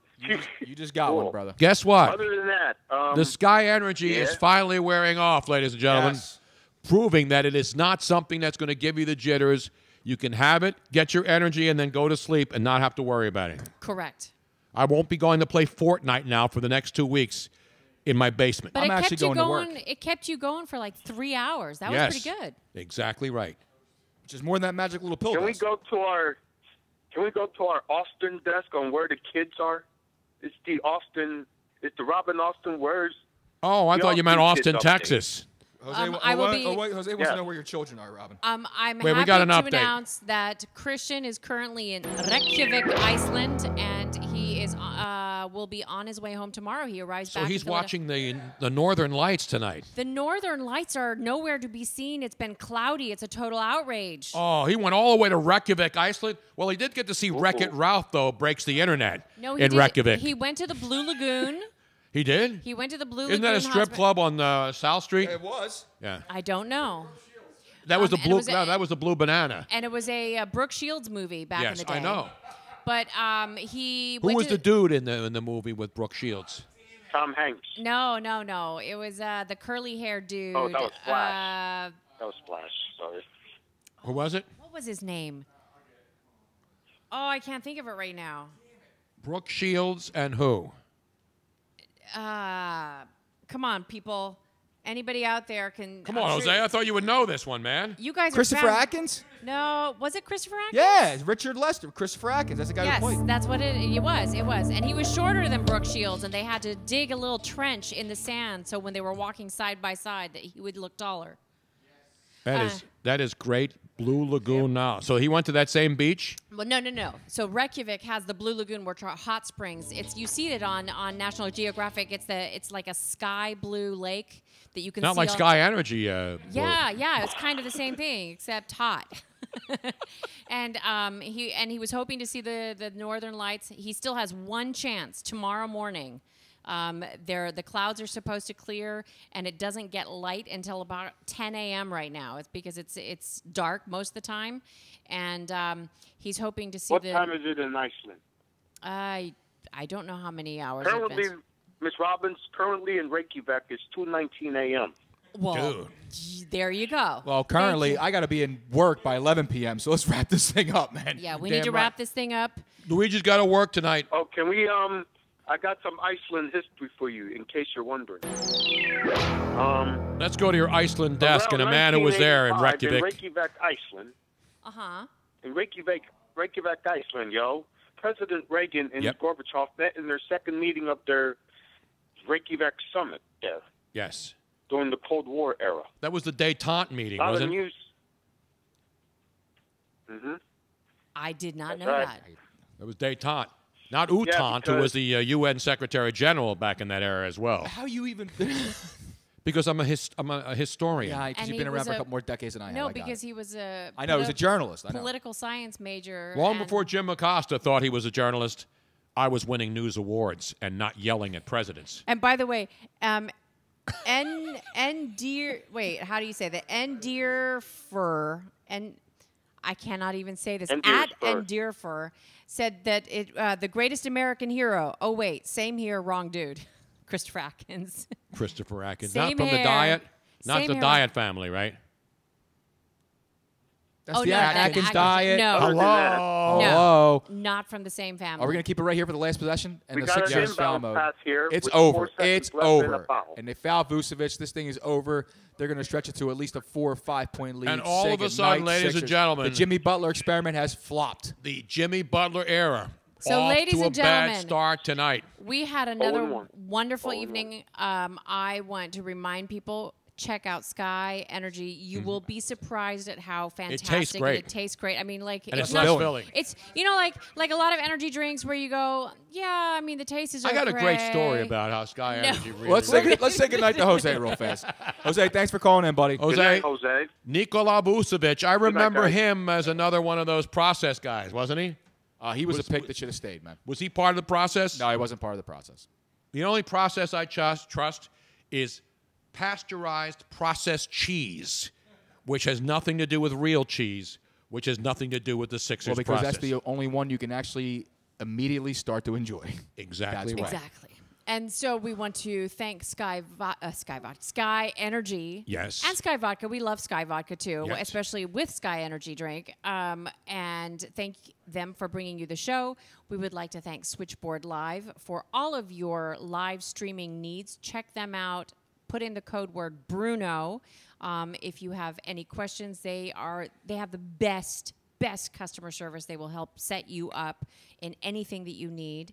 And check out usbetguide.com tomorrow for Tony's world famous Stone cold blizzard picks, ladies and gentlemen. Forget going to DQ for a blizzard. You'll get the blizzard picks. They will come out tomorrow. Luigi's getting visibly angry tomorrow right now. evening. I'm just trying to figure and Tony will post them on his website and on Twitter. And as I'm well. going to guarantee a 4-0 weekend with my picks. What? Whoa! We're getting down to the nitty-gritty now, and it's time to separate the white meat from the dark meat in your turkey, and it's time to separate the pretenders from the contenders. We're doing that, of course. We're doing that when it comes to the National Football League, but we're doing that when it comes to the selection situation as well. By the way, it is a final now. The Orlando Magic have upset the start of Jimmy Butler's career here with the Philadelphia 76ers. A veritable who's he in Orlando have defeated the triumvirate of Jimmy Butler, Joel Embiid, and Benjamin Simmons. By the way, we didn't see the box score. I know Fultz played a little bit. I saw him out there a little bit. I don't know what the minutes are. We'll check the box score later on when I'm asleep. And Jimmy Butler has immediately asked for a trade from the Philadelphia 76ers. Yes, he has. He says, what the hell did I came all the way to Orlando for this? At least you can go to Disneyland. And also, don't forget, Disney World. If you missed any part of the show, you can replay it on Facebook or Periscope, or you can listen to the audio only on any of your favorite podcast platforms like iTunes, Stitcher. And by the way, et cetera, et Terrence cetera. Ross with the big dagger Terrence shot. Ross, the boss. He is your player of the game. He will be getting some Amway products on the way out the door tonight. And last but not least, please, please, please tell all your friends about And the share. fabulous and share the Tony We're Bruno not charging show. you $9 a month. This ain't the fun house. This is what we're charging you. We are charging you with sharing the show.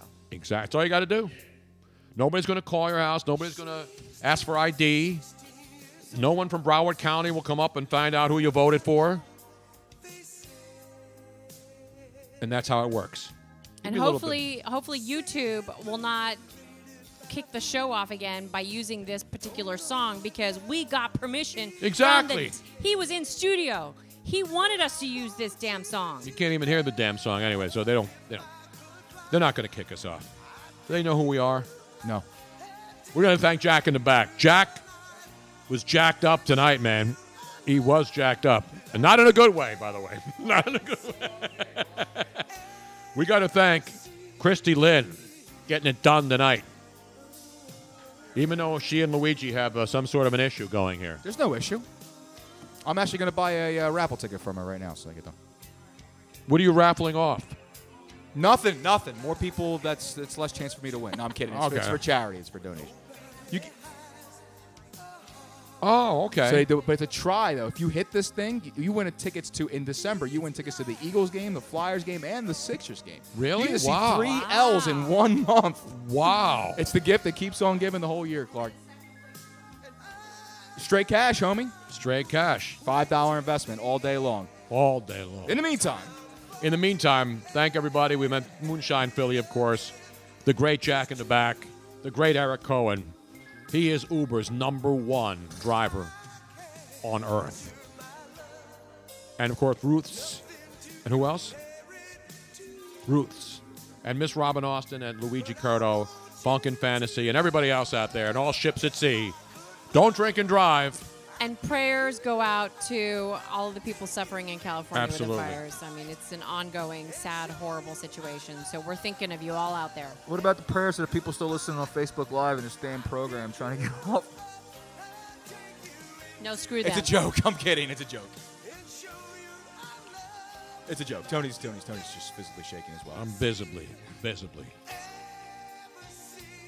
We'll see you next Wednesday night. I love this, man. I love it. Next week, more turkey tips as we get closer to Thanksgiving. I have them loaded and ready to go. Yes, you've been able to enjoy. Chef Tony showed you his frittata over the weekend. I pulled that baby out of the oven. Bam! You were able to. You're able to hear one of the great turkey tips early in the opening of the show, Yes. but we have the rest of them. We're going to blow them all out next week. The last of the quantity, as they say on QVC. We're going to blow out every turkey tip we have next week, right here on this show. No. See y'all next week, everybody. Good night, everybody.